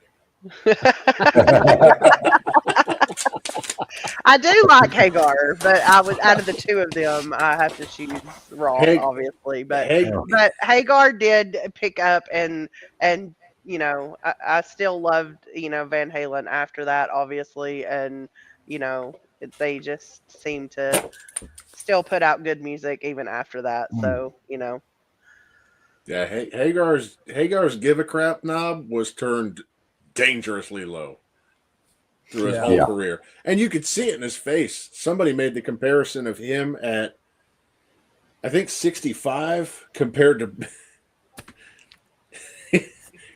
Bill Clinton at the same age. Bill Clinton looks like the crypt keeper, and Sammy Hagar still looks like he's like in his early 30s. Still youthful. And it said 40 years of drug, sex, and rock and roll apparently are better for you than 40 years with Hillary. No doubt. But what a comparison. That's what I'm not even gonna say it. I'm gonna get in trouble. But I was thinking, sometimes when you go to a show, you if you're not careful, you'll wake up the next day and wonder what happened, and you have to be very, very careful with that. That's never a good thing. It's never a good thing. But I always called it Hangover MapQuest. When you got to kind of search your way out. I've had to check out like balconies and stuff just to kind of locate, landmarks. Right. Okay. At least figure out what state I'm in, I'm pretty sure it's still July, so, Think I can find my way home. I did that one time, and I thought I was convinced I was in a different state. Turns out I was 5 minutes from my house. Oh, wow. I was in an apartment building that I had never gone into before. I didn't know it existed in that town. I got to tell this story. Now, Heather, I don't think you were allowed to go. I think it was Tammy. Pretty sure Tammy was there. And remember Vince, our friend Vince, and another guy we worked with. We went to Knoxville to see Def Leppard in Thompson Bowling Arena because I was on the University of Tennessee campus. Anyway, there's a lot of the story I'm going to leave out because it has a lot of parts. But when we got into town, there was more that happened on that trip than anything I've ever seen ever. But we got into town. I didn't know a lot about K-Town because I'd never been there. And we was looking for a hotel that was close to the stadium. And it was one that was only about 1.5 miles, 2 miles down the road. My gosh, Rob, it was called the Vol Inn. I mean, it even had the orange color. And I thought, I know, man. I can't even believe I'm sharing this story. So we go in, and here we come walking in. I had on my leather jacket, and Vince, he was an old biker guy anyway. He's got on his leathers, and here's Lynn and Tammy and Vince. Anyway, we're all crammed in this little car I had. We walk in. The guy looks up, and he goes, "You here for the concert, huh?" We're like, "Yeah, how'd you know?" He goes, "Well, I'm used to looking for stuff like this." And he goes, "Well, here's what I'm going to tell you, folks." I mean, he just started getting all aggressive real fast. He said, I was going to put you on notice. I'll put you up for the night. We'll get you 2 rooms. He said, I'm going to put you on the very back of the hotel. He goes, if I hear one sound, one peep out of y'all, though, I'm kicking you out. I'm not putting up with you rock and rollers. I'm just not going to put up with you people messing up my hotel, causing disturbance, being loud. We're like, and I looked around. I said, do we look like we're troublemakers? I mean, what? I never had anybody talk to me like that. And I'm like, okay, we're gonna be good. Yeah, man, we're good. So we go to the show. We took a cab to the show, which was another mistake. That brings in a part of the story I'm not going to share. That's for another day. But we got back that night after the show really late, and we went to bed. We really did. We didn't do anything. We went to bed. We got up the next morning. Apparently, it was World War III around this hotel. There were so many drunk concert goers that stayed there, and not just concert goers, people that just stayed at hotels like that. There were people that got thrown off the balcony and went through windshields in the parking lot. I mean, there were a couple of people got knifed on one of the balconies. I mean, it was bad. The cops were out there like several times. There was broken glass. There were people that got injured. It was bad. We walked out the door of our hotel that next morning. We're on the second story. The door opens to the outside. You're on the balcony, and we go out on the balcony. There's 2 guys standing there, and one guy has a bottle of Jack Daniels, and the other guy has a funnel. Well, you know where that was going. I mean, and they're funneling Jack Daniels for breakfast. And I was there you go. I thought you was gonna say a beer, but holy crap! All right, I did that once in high school. we're just gonna go Once. right out the gate with Jack Daniels. Wait. Are you telling me that those things are not whiskey bongs? Those are supposed to be beer bongs? Yeah. I thought that was just to warm them up. No. No, I made that mistake one time. So we walk out, and Lynn, my wife Lynn's looking at me and my sister. They're looking at me like, "Who are these people?" And they're like, "Do you want some?" You know, like they're holding the bottom of the funnel. You know, he's just took it out of his mouth. You know, thankfully it was his mouth. Nowadays they do other things with them, but he says, "You want some?" And we're like, "No, we're good, man. I think we're gonna get some breakfast." He goes, "Breakfast of champions, baby," and we're like, "Oh, it's okay." We turn the corner. Their hotel room door is open. Without being too graphic here, I'm trying to be family friendly. The ladies are walking around in their room with no clothes on. And Lynn looks at me, As and you I do. mean, I didn't know this was going to happen. And Lynn looks at me like, she's already looking at me like, you know, you're in trouble, buddy. I didn't do nothing. I'm like, close the door. Like, close the door.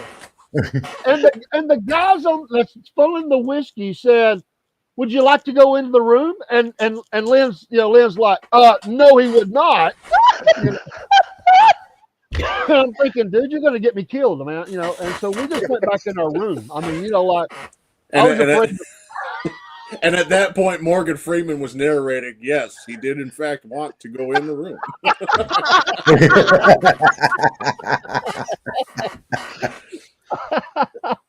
But he knew he would not survive the trip across the threshold. No, I would not have. Either that or it was the dude from Dukes of Hazzard. Oh, that Dave got himself in a whole new bucket of crawdads. Oh man, that Dave, instead of them Dukes. So we were happy to get out of K-Town and come home, but it was a great show nonetheless. But And Steve, just so you know, K-Town is Knoxville. Gotcha. Yeah, Knoxville, Tennessee. Yeah, he's not from Chattanooga, so he wouldn't. The opening band that night was Tesla for Def Leppard. That's the first time I saw Tesla in concert. But yeah, memories, man. What crazy things that happen at places like that. But wow, you know, and there were better places to see shows. Now I don't know, Steve, where you're from. There's probably. Did you prefer?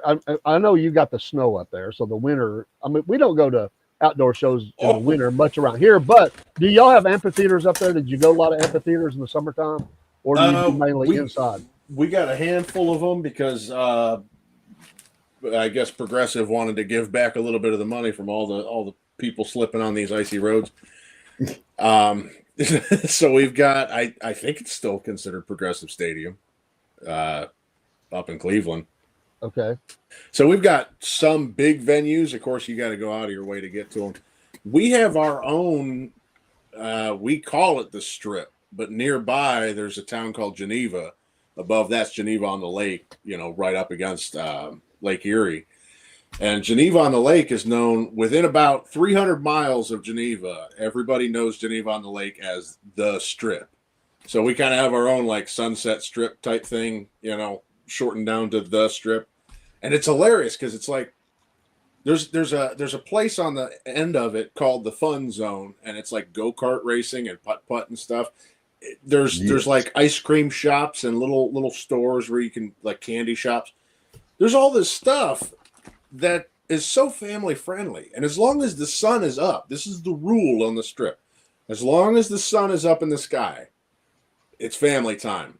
But I swear to you guys, the second that last little glint of the sun goes over the horizon, you hear them V-twins down the road rumbling in, and they all come in all at the same time. It's like a Motley Crue video, man. It's like night and day. We just switch it around, and it turns into, you know, all the wild, you know, drinking and partying guys. Love and it. you know, you see all them minivans and all these guys, and you know, in like with the kids, Nike Monarchs and beige shorts, and they're all like, you know, getting their little suburban families tucked away in the minivan, and So before we lose time tonight, we'll have to do this again. It's a lot of fun. There's so much to talk about. We want to scratch the surface. But best show you ever saw? Best show you ever saw? Who was it? And indoor, outdoor. But that would be your top show ever. Heather? Outdoor Coldplay. Coldplay outdoor for Rob. That was Heather, at the amphitheater in Atlanta. Okay. And it rained that night. Lakewood. Lakewood. Yeah. Yeah, Lakewood. And they actually came off the stage. They had those little mini stages out in the audience. They said, if y'all going to come out here in the rain and watch us, we're going to come out in the rain and play. And they all moved out to them. They played in the rain. Okay, that's kind of cool. I got to give it to that. I mean, you said Coldplay, and I kind of, I'm sure the rain ruined your charcuterie board there. Hey.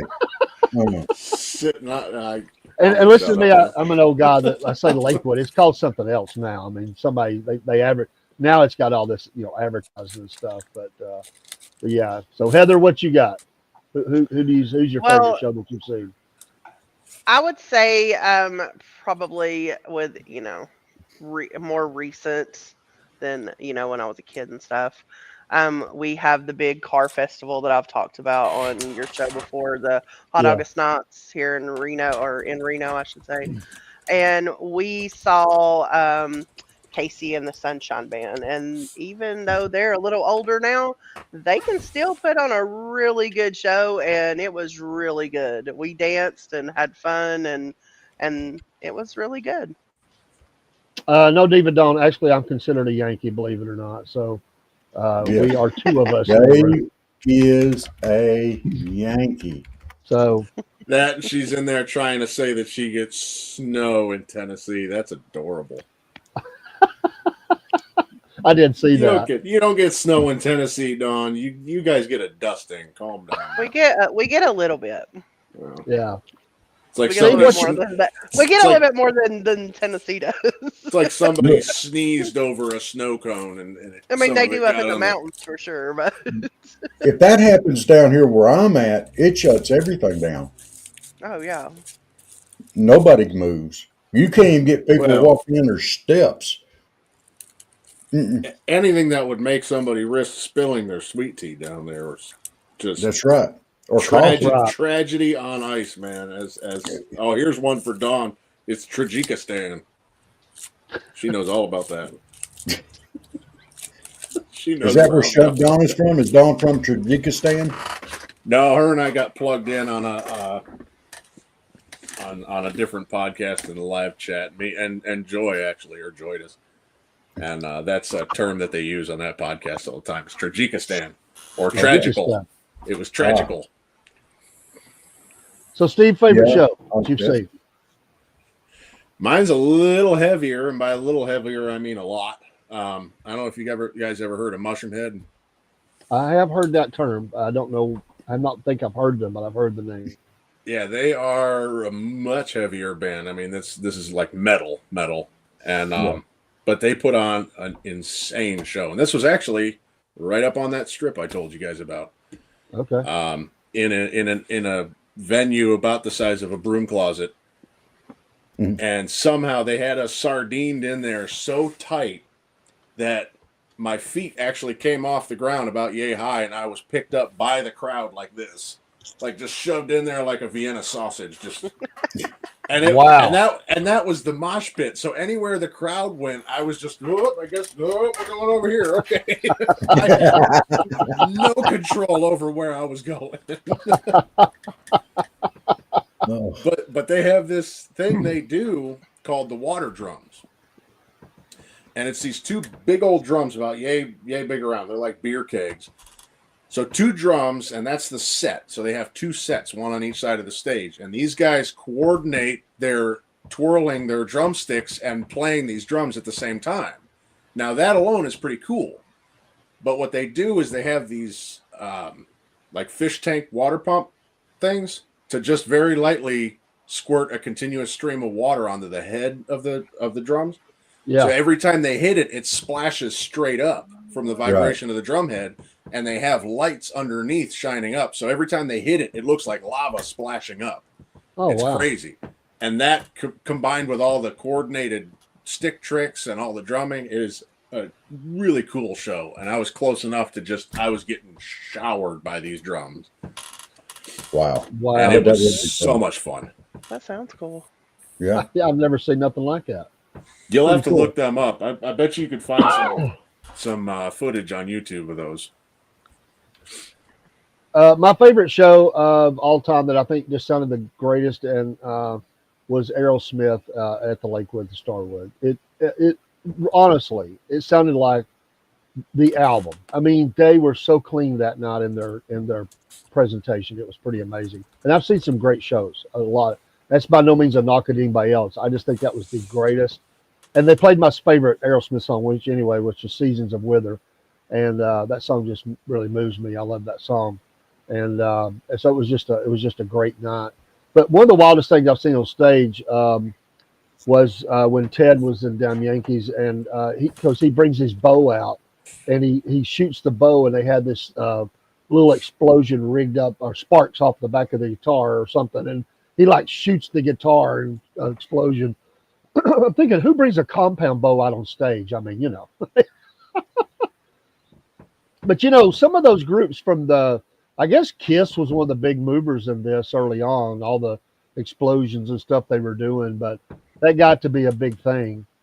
And I guess still is. I haven't been to a show in 25 years as far as anything like that, but it was definitely big, different fires and explosions. And some of those guys have gotten burnt, like, Kirk Hammett and not Kirk Hammett, but what's his name from Metallica. And, but a lot of them, Hatfield got burnt. Yeah, James Hetfield, that knuckle dragger. Chuck found my wig. Was you a fan of Megadeth, Steve? Did you like Megadeth? I could take him or leave him. Of that whole lineup, my big thing was Motorhead, though. It's Motorhead all night and day. Lemmy is Lemmy. That was one of the only musician deaths that actually got me down. I felt like crap after that. It's like, man, Lemmy, like, what hope is there for the rest of us? Like, yeah, he averaged a bottle of bourbon a day. Yeah, in his last few years, the guy was. I don't even think he was human. There's a lot of there's a lot of autobiographies that you can read that are really they really expose themselves for all that they did, not bragging. They'll say, "This is just my story." And one of the toughest ones I ever read was the bass player from UFO. What's that guy's name? He's legendary.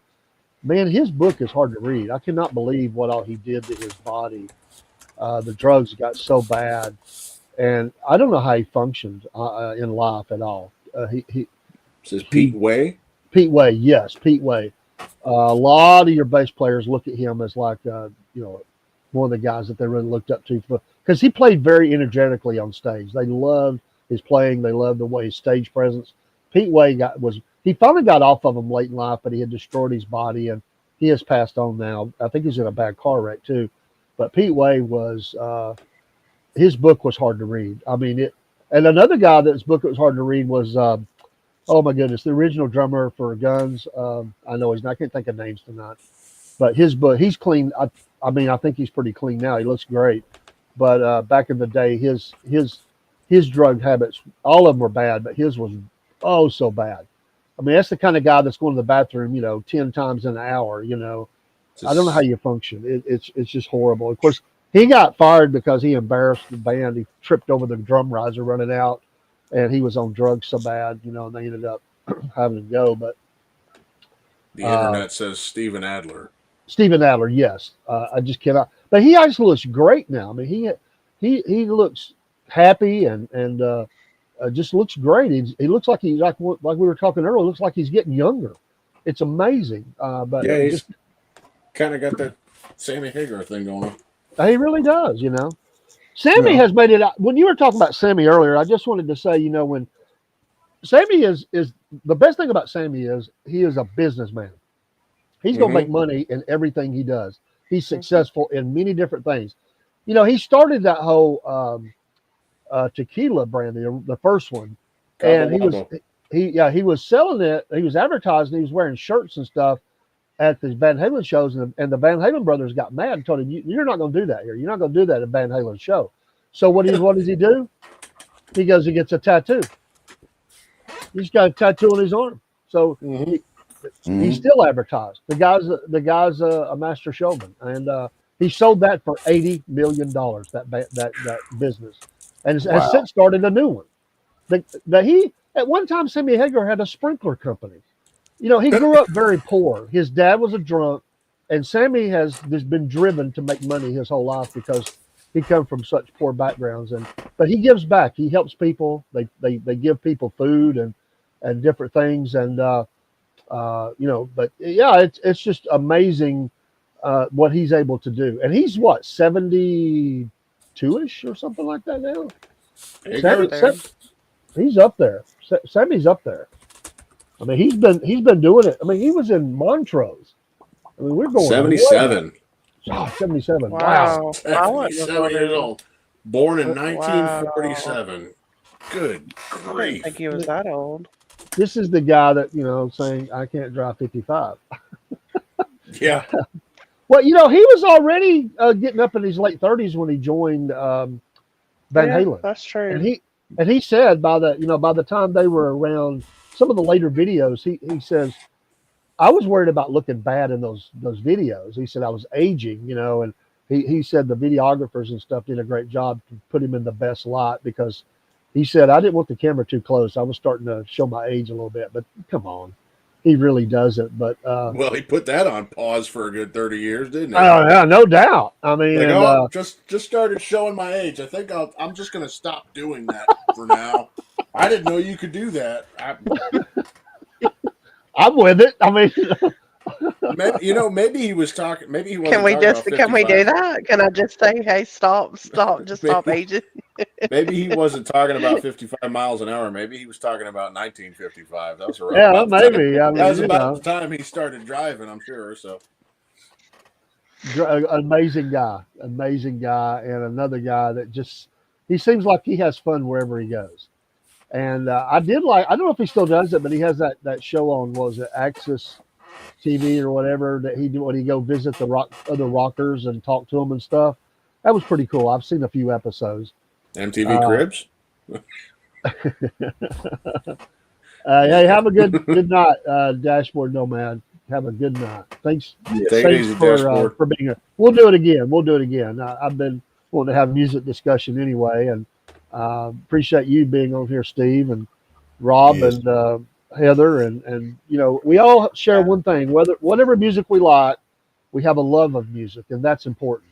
Music is important in our lives. I mean, whether that's gospel music or whatever you like, music is important to us. And I love gospel because I'm a Christian.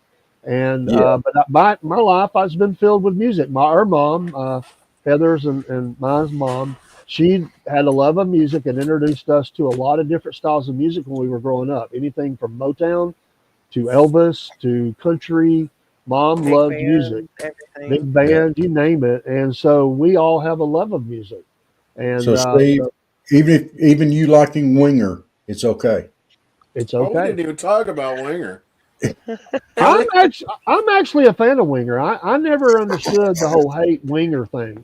They took that thing Metallica said and ran with it and laughed. I still hear people laugh about that. And I'm like, dude, leave Winger alone, man. Reb Beach is one of the best guitar players out there. Whether you like Kip Winger or not, Winger is a cool band. We didn't really talk about AC/DC either. We didn't really talk about. There was a lot of people we didn't really. That's why I say we got to do round 2 of this. I think there was some that was. I don't really consider like AC/DC like hair bands, but AC/DC. Oh my god! Maybe just do like an '80s, type. Yeah. Where we can just talk '80s and now give me a heads up. Where I can kind of have more thought of what I can talk about. But Rob, since we did jump on a couple other bands there. Rob wanted to bring up Bad Company, and which was a very iconic band. Yes. And a lot of groups, even nowadays, are still covering their music. Like there was some heavy group. I used to have a patrol job through a cemetery 5 times a night. Oh, what a job. And one night I was listening to this music radio station, and they played this really heavy version of the song "Bad Company," and I asked a friend of mine, I'm like, "Who sung that?" He told me who it was. But their music yeah, stands I the know. test of time. I can't You probably think know of who it is, but I Steve. know, I know what Yeah, you're talking it's about, though. Five Yeah. Finger Death Punch or Shine Down, one or the Yeah. other. I can't remember which one. I think it's Five Finger. I Yeah, I think it's I Five have a Finger too. lot of trouble chewing on cover songs. Cover songs irritate me on a spiritual Yeah. level. They always have. There's like 2 or 3 in the history of cover songs that I actually like, and the rest of them I'm like, just come up with your own songs. Like in my eyes, it's a ripoff, and everyone's like, "Oh, well, the artist gave them permission." I don't care. I don't care. That wasn't. That's my song because I love it. You know what else is wrong? What really bothers me on a spiritual level Auto is tune. you have an iconic band like Kiss, and they come out with this song "Beth." That bothers me on a spiritual. It's a great song, don't get me wrong, That's but it really just reaches into my soul and takes a piece out. You That's know? because everybody was putting at least one power ballad song on every single album, and it was That's making true. them money. They gotta appease us women, okay? Mm. All of 80s hair metal history was for women. If women didn't exist, we would not have any of that stuff. Almost We'd only have 6 or 7 colors too. Almost everything that's worth doing since the history of ever has been for women, either to impress them or to win them over somehow. Yeah. And that's So what true. it was. All the way down to the tight pants and the big hair. Women loved it. The makeup, they loved it. They were going nuts for it. That's why it caught on. For my wife, it was Joe Elliott's Ripped Blood Jeans in the Hysteria tour. Oh my gosh, she went on and on about that. I'm like, will you let it go? I mean, come on. I hated those. I didn't care for those pants. Have you ever seen a picture of Lemmy in his shorts? Oh, I don't know if I have. Maybe if I have. That dude used to wear straight up Daisy Dukes. They were the shortest and he didn't understand. Everybody would give him, throw static at him for his super short shorts, and he's like, it's hot out. I'm cool right now. What's wrong? I don't understand. I thought about doing that wrestling one time, going out there in short shorts. Oh. You didn't have to get all like that. I was a lot younger than you. I was probably about your age. That's it. Next time I'm going to the beach, I'm wearing them old man bikini swim trunks. Not the banana hammock. I'm sending pictures to everyone.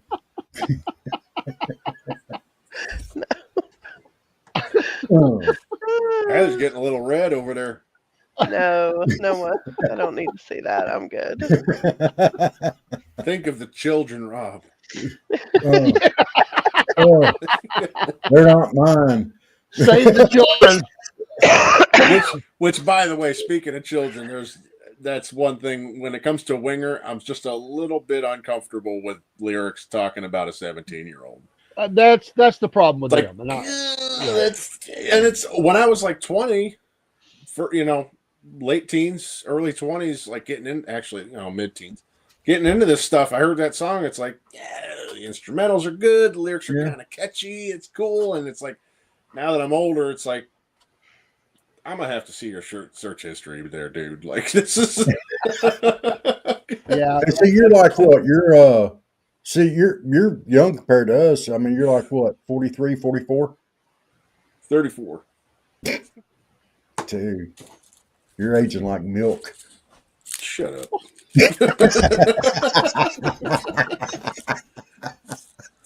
Act like I don't know that. Who told you I wasn't? They were lying to you, man.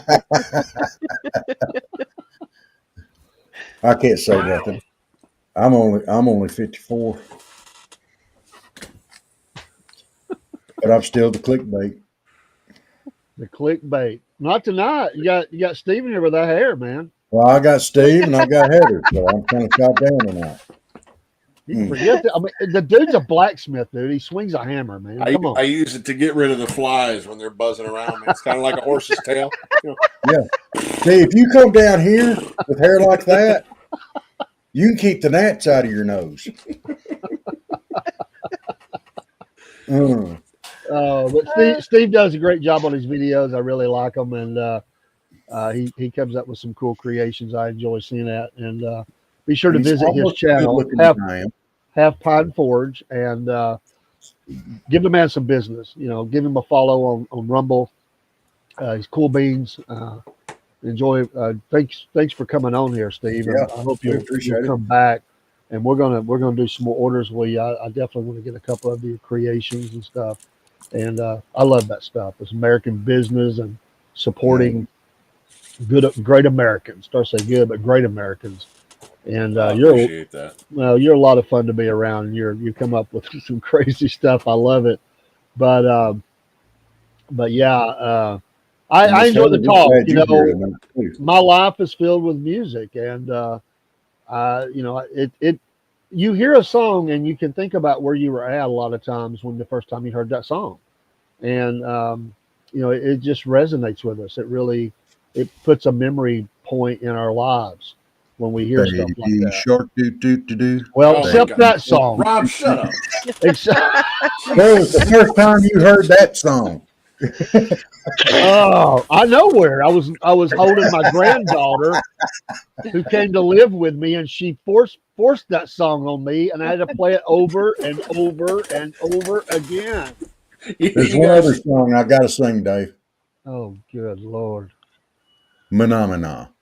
I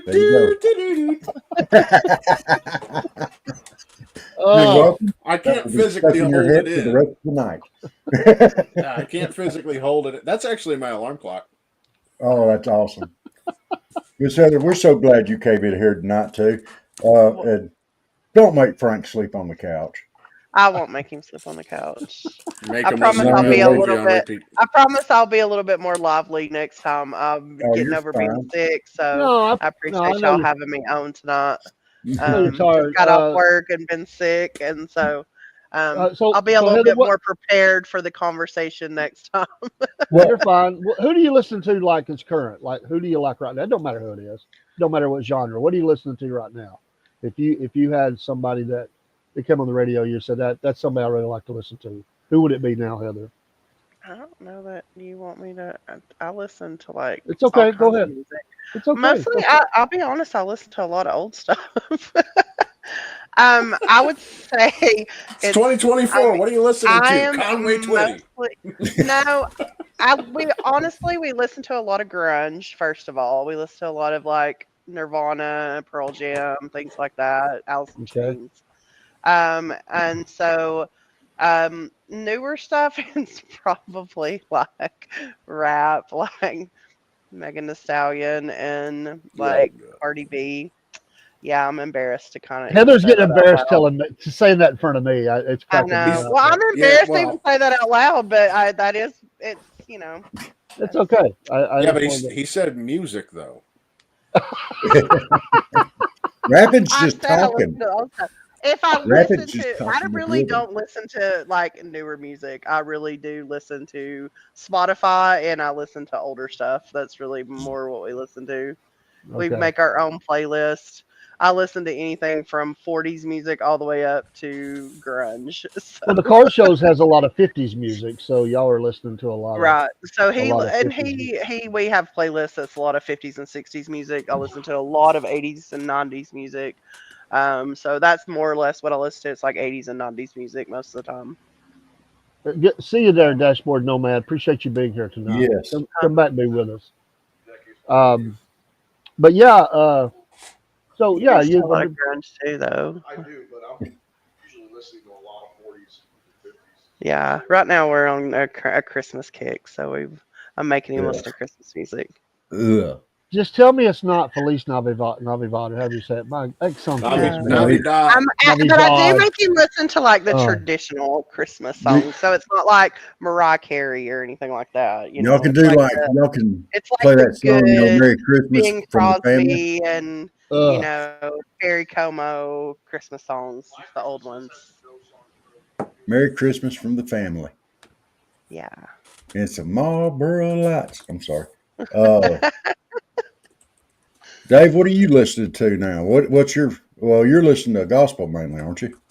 Yeah, I mean, I listen to, I do have a lot of music that I like that's a little more contemporary. There's a lot of artists that I like Third Day, which not I don't think they're together anymore, but they kind of harken back to that sound I like, but they're singing about the Lord, and Yeah, But I still hear some music, and sometimes when we're warming up our show, I'll throw Spotify on or something and play something that we both can listen to as we're getting ready for a show to come on, and it's just kind of our lead in. We're not allowed to. We don't do any copyright things, so we don't play it in the show. But we yeah, both listen to music, and me and Rob have a pretty common ground. I mean, we don't like everything that we each like, but we do have common ground on a lot of music that we do like. But mine's a pretty wide range. Like I said, I like a lot of different kinds of artists because my mom introduced me to a lot of different kinds of music, and it's still there. I mean, I, I, I mean, my mom watched Dick Clark's American Bandstand, but she also watched Soul Train. right. So I got Well, I it got came all on right after it. yeah. So I heard all those Motown groups, and so I think we're almost the same age. Me and Michael Jackson are about the same age. I think we're really close. So I mean, yeah, y'all and look a lot alike. and so actually, for 6 months, my dad moved us to Gary, Indiana. I was living in the same town that they were in at the same time. It's just interesting, but so I was a big fan of the Jackson Five as a kid. But not Michael was not my favorite member of the band, but obviously he was the one that was driving everything. But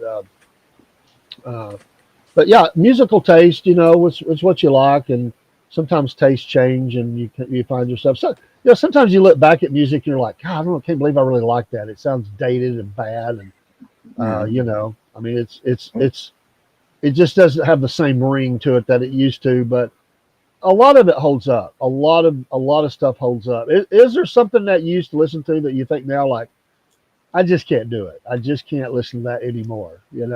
There's a few songs out there that I think, golly, that's just bad.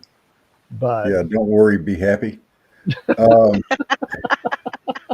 Steve, what's your favorite song now? Um, well, I don't Or follow the group? times as far as genre goes in the least bit. I can't do all this newer rap that they got coming out. It's oh god, some of it's just so awful. Um, don't even get me started on that. So I'm in it. It's actually kind of fun. It's almost like a scavenger hunt, looking for music that has the same that fits in the same genres that I already like from earlier that are newer bands. One of which is a band called Poor Man's Poison. I don't know if you Mhm. guys ever heard of them. They are boy, they blow me away. I mean, they're not. It's not like everything they put out is great. They every band seems to have its album fillers, Yeah. but man, I heard about them off of a recommendation on the Glenn Beck program, and boy, the first couple of songs got me hooked, and I was just jamming to them for weeks. So as far as newer stuff, but I'm there's constantly some going back. retro stuff going on. Some of these bands who I'm sure it was their daddies or maybe even granddaddies that were listening to some of this music have came around. Isn't there one called? I'm probably going to get this wrong, but Dirty Honey or something like that, and they have a Oh good old yeah, sound. Dirty that's Honey's exactly good. what it is. I think. Buck Cherry, I think that one, and I've heard some of their Yep, stuff. that's And there's it. Well, a couple even Well, of Buck other Cherry's ones. been. even like some of the country stars from the 90s, like their kids are now redoing some of their songs from the 90s. So Yeah, like they've Mm. grown up and they're older, so they're like bringing back that, because countries went kind of mainstream and not really yeah. the country that we might have grew up with. But they're trying to bring back that like traditional country too. Let So me it's let kind me of throw a couple things at y'all before we get off here tonight. And I love this conversation. Oh, I got Give me all the time in the world. stock up or stock down. Kid Rock. Down.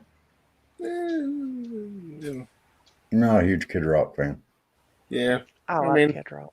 I like a couple of his older songs still, but for the most I part, mean, well, the older stuff. I mean, I don't really know what if he's Well, I put like anything out, Disturbed. but I like all the old stuff though, like for I sure. was listening to Disturbed today. Mm-hmm. Okay, don't throw up, Steve. But I'm just throwing stuff out there. So don't grab the hammer and start running south. What, Uh, Milli Vanilli? no, Taylor Swift. No. I bet Heather listens to a little Taylor Swift.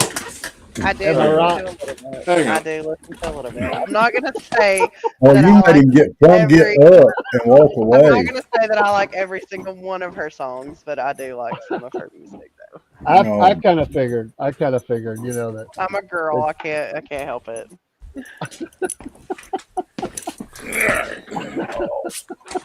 But right. she's her Say birthday Taylor was. Swift again. Say it again. I double dare you. I'm not saying it again. I'm not saying it again. I don't want the hammer to come flying through the Yeah, camera. I'm definitely not a Swiftie or anything. I just I like thought a her couple of birthday. songs. I'm not saying the name, but her birthday was this week, and so she's 35, and has hung around for I guess 20 years now. She's about 15, I think, that she came out, but has made a lot of money, a lot of money. It's totally But a lot marked of- down on my calendar. There It's it is. her Right, you're birthday. smoking. With the glitter heart around the day. You can see it right there. Yep. Mm-hmm. John Boy and Billy and the reason I thought about this because they had a top 10 of her outfit, what it reminded them of. That if you can look that up, that's pretty funny stuff that they had on there. It was cracking me up going down the road. I was flipping channels and the truck just bought was on that channel already, and I've got to program the thing in. I don't know how to do it because it's got different controls. I'm about to download and figure out how to program this thing in, but. I hadn't listened to that show in years, but they just happened to be talking about that. And so that's the only reason I knew that. I don't have any of her music or anything like that, but just throwing that out there. But He does what about, too. He secretly about- hides in the closet and listens to it. The other side of that camera, the whole wall is just covered in Swift Taylor Swift. memorabilia. Yeah, that's exactly what it is. I bet you. He's probably got one of her outfits on a mannequin Right. behind him. Everything down to like used water bottles stapled to the wall. Yeah. He got out of the VIP trash. And Yeah. He's even got a picture of Travis Kelce, how you say his name, put up back there too. Him and her together, like looking over the football field, watching. Kelsey, yeah, Kelce. Yeah. What about, and I can't think of their name. Again, I cannot think of names tonight. The band that came along that sounds like Led Zeppelin that got really big. Do you like them? Oh, it's I know right there. exactly who you're talking about. I can't think of the name. I cannot think of names tonight, but they've made a The splash. band that sounds like Led Zeppelin. Do you know, Frank? Who? Retta Van Yes. Fleet. Yeah, that's the one. Greta That's it. Van Fleet. I didn't say Greta it. Van Fleet. They Yeah. they brought would back have- an old I would sound. have cried if he'd have said Van Halen. Oh, if you look up, there's another band. It's this female singer who, oh my God, this girl's got some pipes on her. It's called Platinum Moon. I spotted them from some Facebook Reels. They have those little clip videos of them horsing around in the studio and goofing around with each other. The whole band, I mean, especially her, she just cracks me up. But she has got some pipes on her. And she's got this series of videos, this living with musicians, and it's like my brothers had a band when I was when I was a teenager, so I can relate to a lot of these videos that she posts up. But yeah, if you look her up, they do a lot of Greta Van Fleet cover tribute songs, more or less, not covers per se, but tribute songs. Okay, cool. One last thing I got for tonight is: did you ever do? And I knew guys that did that. I didn't do it. I've seen people. Everybody goes to the show, does a little air guitar, air drums, or whatever. But did you ever get? There were people I know that got together and formed bands. That's what they did. They had band competitions of Air band. pretending to play the instrument. And one of the guys I knew, they dressed up just like a Motley Crue. And but they didn't play one instrument. They cranked the radio up and they would play like they were playing to the music. And they would have real competitions with other air bands and Van Halen. And I just, Hey, I think hey, it's incredible. hey, stop it. You're embarrassing Southerners everywhere. No, all I can think of, I don't know if you guys have ever seen that movie, I Love You, Man. But all I could think of is the one guy in there playing the air bass, slapping the bass, man. Wait a minute. Wait, whoa. Didn't you get caught playing the air guitar one time? I did by my best friend. You got to tell that story. It was a broom. So it wasn't technically air, buddy. I did have the broom in my hand. I was a young lad, and I don't even remember what I was playing to, but I was also singing that song. And my best friend didn't knock on the door. He just opens the door and catches me like, dude, what are you doing? And now we know where the song came from. Baby shark doo doo doo doo. No. See, the real embarrassing part is that he's not mentioning is that he was doing air guitar to a Boy George song. Yeah. He probably just had on socks and his underwear like he was. Yeah, he wasn't playing air guitar. He was pretending to play the synthesizer. You know, the keytar. Yeah. I was supposed to be cleaning house. I was sweeping. But I was listening to music. My mom was gone or something, and I was supposed to be cleaning. And I turned up the radio and was listening to music. And I did have on my robe. My robe was like my cape for the singer. Because you got to think I came from all those guys that had those outfits. The Motown guys. So I did have that on. I remember that. Yeah, like the Motown guys, not like Elton John, right? Yeah. No, not like Elton John. I bet it was more like Elton John than it was Motown. I'm surprised they spotted you, man. A sneaky fellow like you. You're a bit of a chameleon. A karma chameleon. You come and go. Oh, that's what you did there. That was a good one. You snuck that one in. I had to get one more jab in. Right about now, Dave's thinking, why do I invite this guy on? Hey, I can appreciate a good put down, even if it's at me. Yeah. We dish it out. We take it back too. We don't get upset hardly. Well, I don't know. The only time that Rob ever got upset was when we had to ban from the show. He called Robert fat. Oh my gosh, Robert went on about that for 3 weeks. I'm like, dude, let it go, man. It took me I'll tell you what, that was the quickest banning we've ever had. No warning, no nothing. You're out of here. Called me fat.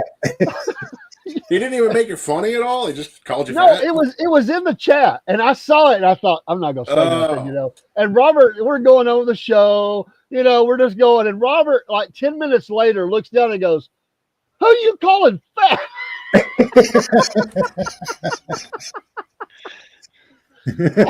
I thought he might have been talking about, but I think it said, "Robert, you're fat." I think that's what it said. Yeah, he said, "Robert, you're fat." And I went, "Oh man." Well, I saw there was one earlier tonight that I saw got banned. Yeah, well, he did. He went there, and sorry, Yeah, I saw there were two chats. The second one was that would have been. Yeah, the first one I deleted the comment, and the second one I told him goodbye. Yeah. You have that sometimes, and this is, we try to keep it where kids can watch the show, and I don't, okay. I was in the Navy. Sometimes I slip, but I don't throw out language like that. I'll talk about it. Wait a minute. Huh? Those two comments should never go together. I was in the Navy, and sometimes I slip. I don't want to hear no more, man. We got to change the discussion like really quick, man. You just took the show in a whole other turn, man. Look, it's not very nice. You gotta. He's got to have nice lessons. That's it.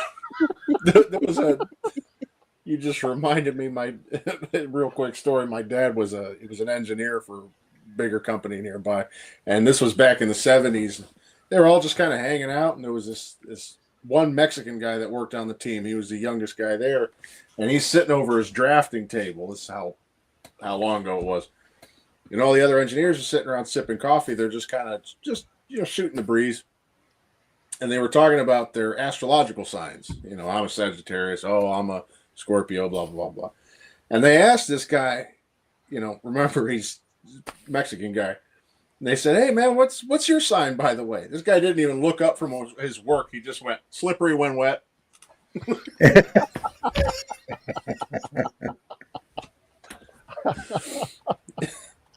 By the way, I would recommend there's a lot of rock photographers, but Ross Halfland, who was with about everybody, he has put together an album of his pictures, and he tells a story. I think it is about that album cover. He tells the story behind that. But I think there's actually a second version out now, or volume. It's probably expensive, but that would be, if you like to look at some of those iconic photos and groups and stuff, it would be one to put up on the shelf. But Ross Halfland, he was with just about anybody. It was anybody back in the hair days, and all that. I mean, he knew all those bands. He was close with Leppard and Bon Jovi and all those folks. So yeah, you check that out if you get a chance. Wait for the price to come down, maybe some, but it may go up. But he has a repository of a lot of pictures that he took over the years, because he actually embedded with the bands at times and would go on tour with them and just took all kinds of photos. He had access that a lot of people don't get. So, boy, that would have been a cool job. Oh man, I mean, can you imagine the history that you'd see firsthand through a viewfinder? No doubt, no doubt. Well, I guess we better get off here. It's been a great show. I can't wait to do it again. And thanks for the stories, Heather. Thanks for being here. Yes. Yeah. Sorry you've hung in there. I know having you're me. tired. She's sick, don't feel good. You run her 20 minutes past 10 o'clock. Yeah, you better straighten up. It ain't 10 o'clock here. That's right. It's not 10 o'clock there, Rob. I'm 3 hours behind you. All right, so it's 7 o'clock there? Yeah, it's 7:20 here. How'd you get on here when the show started? What'd you do, fly home? I work at home. Oh, you was already there. I was already here. She just changed computer screens. I just walked out here and got on a different commute. We got a one-step commute here. Saving on gas. She still has time to get off of here and have this honest discussion with Frank about this whole Bon Jovi thing. I know Bon Jovi. I still got to talk to him about Bon Jovi and his. Hey, you should sing him some Bon Jovi songs so he'll understand. By the way, play some Better Roses or Always or something and just show him. But I mean, did the song make the show famous, or did the show make the song famous? Wanted Dead or Alive, wasn't that the song in the TV show? The guys that went out and fished. What was the name of that? Deadly Sketch. Wasn't that the song they used? Oh no, that song. Well, no. For one, Dead or Alive was Young Guns.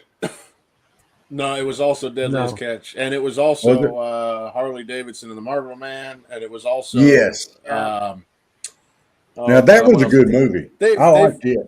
They've recycled that movie. It was so horrible, but I still enjoy it. Yes, the movie itself, it was the corniest, cheesiest piece of garbage, but it was still entertaining. What about The Cowboy Way? I haven't seen that one. I don't. Y'all haven't seen The Cowboy Way? You know the Woody Harrelson and Kiefer Sutherland. Oh my gosh, the best movie ever, right there. Pool Hall Junkies. That one will crack you up. I keep it in my roll top. That just goes. Well, they don't make it anymore. Paul, you could find it on Amazon, but I picked that thing up at a buy sell trade where DVDs were like $2 a piece. Yeah. Price tag on that thing said like 30. So I came up to the counter saying, "What's going on? I love this movie, but 30. What's the deal here?" He said, "Yeah, it seems a little high." And he clicky clacked away on his computer. And he goes, "Oh, that's why." And he spun the monitor around to show me the eBay listings. They were going for like $80. Oh wow! I'm like, "Pwah." He says, "Yeah, they're out of print now. They don't press them anymore or print them anymore, whatever." Supply and demand. Okay, well, 30 sounds good, sir. I'm out of here. And I've kept that thing separate from the rest of my movies ever since. Have Good y'all deal. ever seen the movie Paul? Oh yeah, Now I love that that was one. raw. That was awesome. That one. Have you seen it, Heather?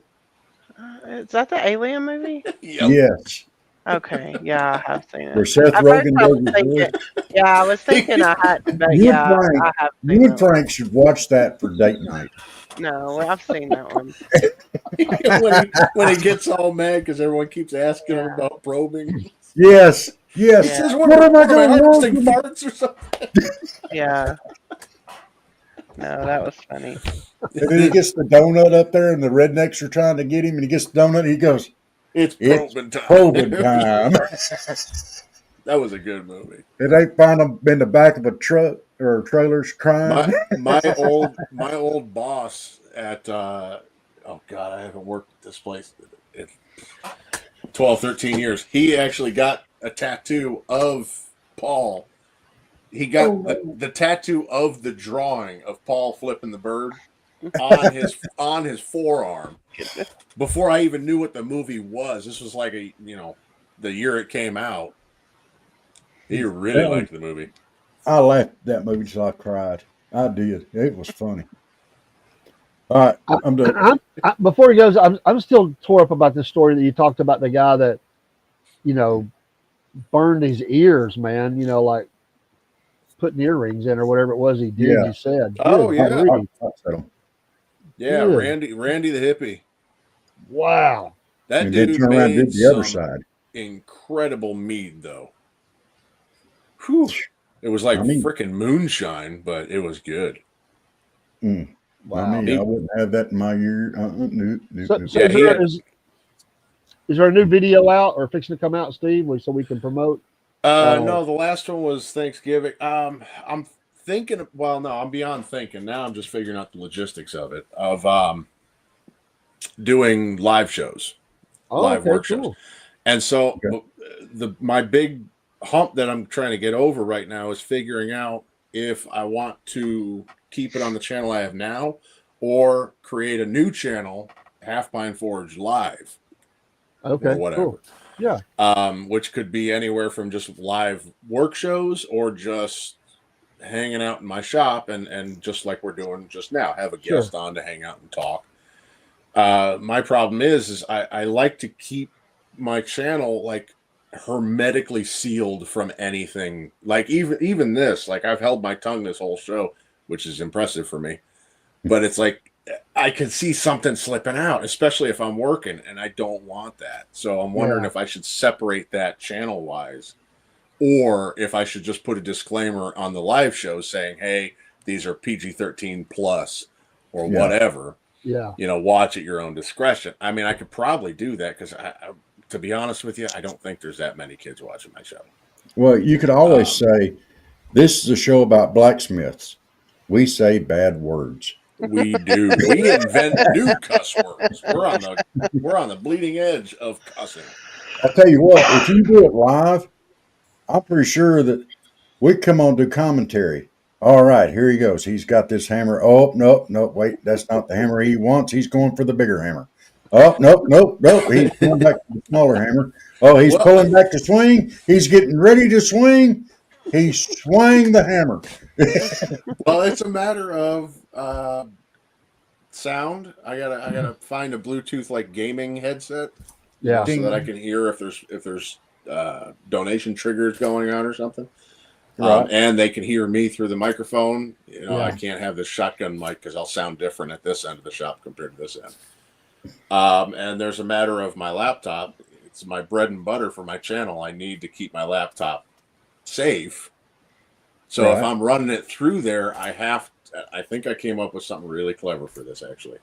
I need some way of shielding it in a way where I can still see it if I come up to it to read some chats or something in between heats. But it has to be protected in the meantime from just flying dust and scale and just general shop dirt, which I think I have an idea. I think the stars align just right for this. I have just the right thing. Cool. I look forward to seeing what you come up with. And Yeah, that's in the works. Would definitely help promote that. So just let us know. We'll do it. Heather, we'll have to get you back on, and we'll do part 2 of this. We'll give you a little bit of time. We'll keep this a reoccurring thing because I think we can really talk about music for a while. So we'll definitely come back to it. Comes up. We definitely will come back to it. Thanks, Heather. Love you, sister. Thanks. Get some rest. Hope you get feeling better. I'm sure I'll talk to you before Christmas, but you and Frank have a great Christmas. And yeah, I hope you all have a Merry Christmas and You enjoy too. your time. It's nice meeting you, Heather. Yeah, it's nice to and meet you Steve, too. same for you and your family, man. If I don't talk to you again beforehand, y'all have a great Christmas and family time together, whatever. So maybe Steve will put out the Christmas video. You know, he could make something Christmassy. And I gotta come up. I'm thinking like an ornament or something. That would be cool. You can make a Christmas ball. What? A Christmas ball. A Christmas ball. Like you hang on the tree. A Christmas ball. No. What he could make ball. is the half pine. That image. He could do that, and it would be like something you could hang on the tree, and it would also be his logo. That's what these are. My dad 3D printed these. You can't so really you're gonna see hang a tree on the tree. Yeah. Why not? There's ornaments out there. I have a tree on my tree. It's a it's a redwood. Okay. It's a redwood tree on my tree. Yeah. Okay, I guess that works. God. It works. Dawn's still in the chat screaming about swords. You got to get that sword out, man. I mean, we not need to see a sword, Yeah. See, once you get the sword done, then you can do the whole without the shirt on, the hair down. Oh, hammer in one hand, playing. sword in the other. Ah! Get my shop fan going to get the hair just blowing back, Right, exactly. He's got the fan going, and he's looking in the camera, and he goes, "Taylor Swift, baby!" Take your shirt off, have your hair blow it in the fan, take your shirt off, get some baby oil in a squirt bottle. Baby, what I look like P. Diddy? Face on your chest, and that way it looks like water beat it up, or sweat beat it up on it and go, I love Taylor Swift. You want me to cover myself in baby oil and make that sound? Just spray it. No. I'd a nice girl sometime. Yeah, if you do that, you'll get a lot of followers. They'll be like, you know what I thought on here the other day? You just ain't gonna believe it. Oh, we gotta watch this guy. Why do I suddenly sound like Jeff Foxworthy's impression of his wife? He looks just like Fabio. Oh. My God. We got to go. Robert's turning into somebody else. I don't know. we went past his bedtime. He's in dreamland. Y'all kept me up too late now. Well, you might be a redneck if. What? He's starting to sound like Tim Walls. Which, by the way, I got a version of that myself. That's not nice. Something that happened to me tonight. If I sound like Tim Walsh, you look just like Nancy Pelosi. Oh. Come on, man. Well, something that happened to me tonight that I thought you guys would get a kick out of. I ordered a pizza. I kid you not. My pizza delivery guy had a snowplow on the front of his truck. He's getting that pizza to you. Oh, and Rob, they had an interesting culinary item on their menu that I noticed that you would like.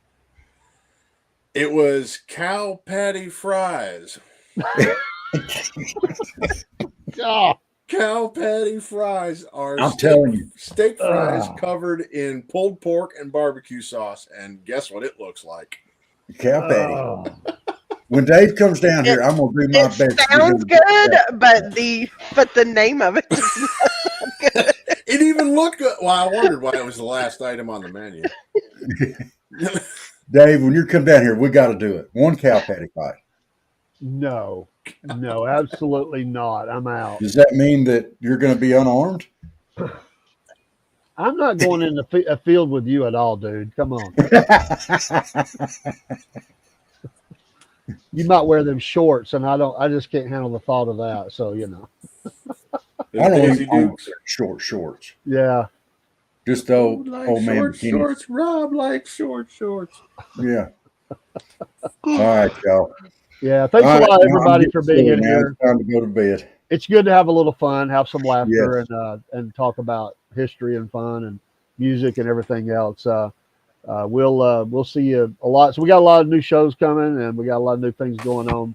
I will be down seeing Rob next week, and we're going to do a lot of Yes. promos and stuff together. And was hoping that another member of us could be there, but he's not going to be able to make it due to his mom's health. So That's all Cowboy right. Cooks We'll get can't it make done. it, but we'll do it again. And the kids are all looking forward to it. Hotel is booked, and we're going to go have some fun and get away just before Christmas, and then get back and enjoy Christmas. And everybody go It's visit. going to be 81 degrees here next Wednesday. Well, that one day, It'll the be rest, like 40 here, so probably colder where he's at, but it's going to be yeah. 40 something all week next week here. And Mm. So Steve has snow, so yeah, Well, the it's visit. nice He and may, it's nice and balmy out right now. It's like 20 degrees. That's why I'm down to this T-shirt. people in South Georgia die at that temperature. Right? Just Oh, die. you're some delicate flowers down there, aren't you? Mm. That's okay.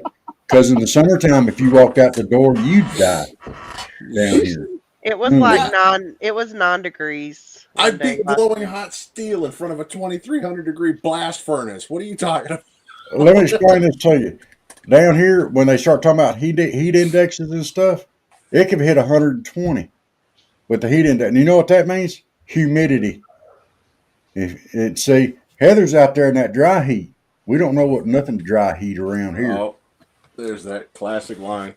It's not the heat that gets you, It's that it's the dry heat. humidity. Doesn't matter. It's still hot though. Just so Yeah, it's you still know. hot. Is Once it that hits like 100, it's still hot.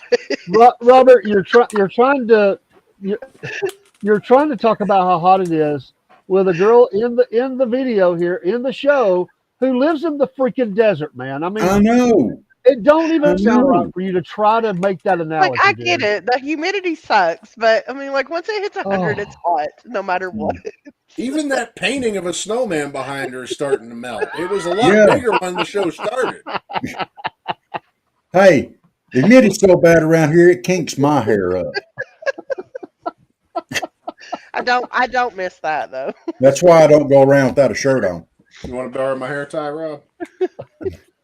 I I do might I need it from do the I, back. I don't miss the my hair being out to here from the humidity. no, no. Mine does Yeah, I that no don't matter either. I what. kind of enjoy not having no hair now. My hair used to stick up all the That's time. right, Diva. She may have dry heat, but she's in the desert. So Yeah. that's why car shows end at 12, right, Heather? It does for Or me. 11. Or what?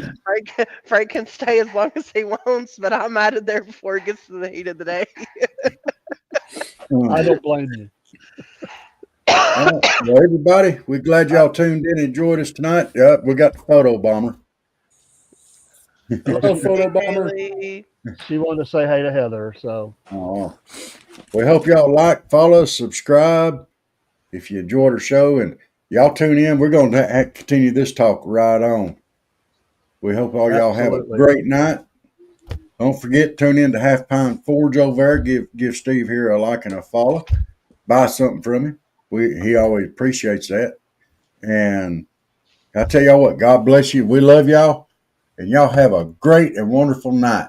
Dave, you got anything else? Or anybody got Everybody, anything? no, I'll just say that what you said, man. Appreciate everybody. Appreciate you, Steve, Heather. Yes. You. And if y'all tune in later on, throw us a like on there. Good night, y'all. Bye. Well, once again, it's time, my friends, for another meet and greet. We're Southern Fried and nationwide, so hang on to your seat. Look around, here's what I found. I guess you'll never know what you'll see on the Southern Fried Podcast Show.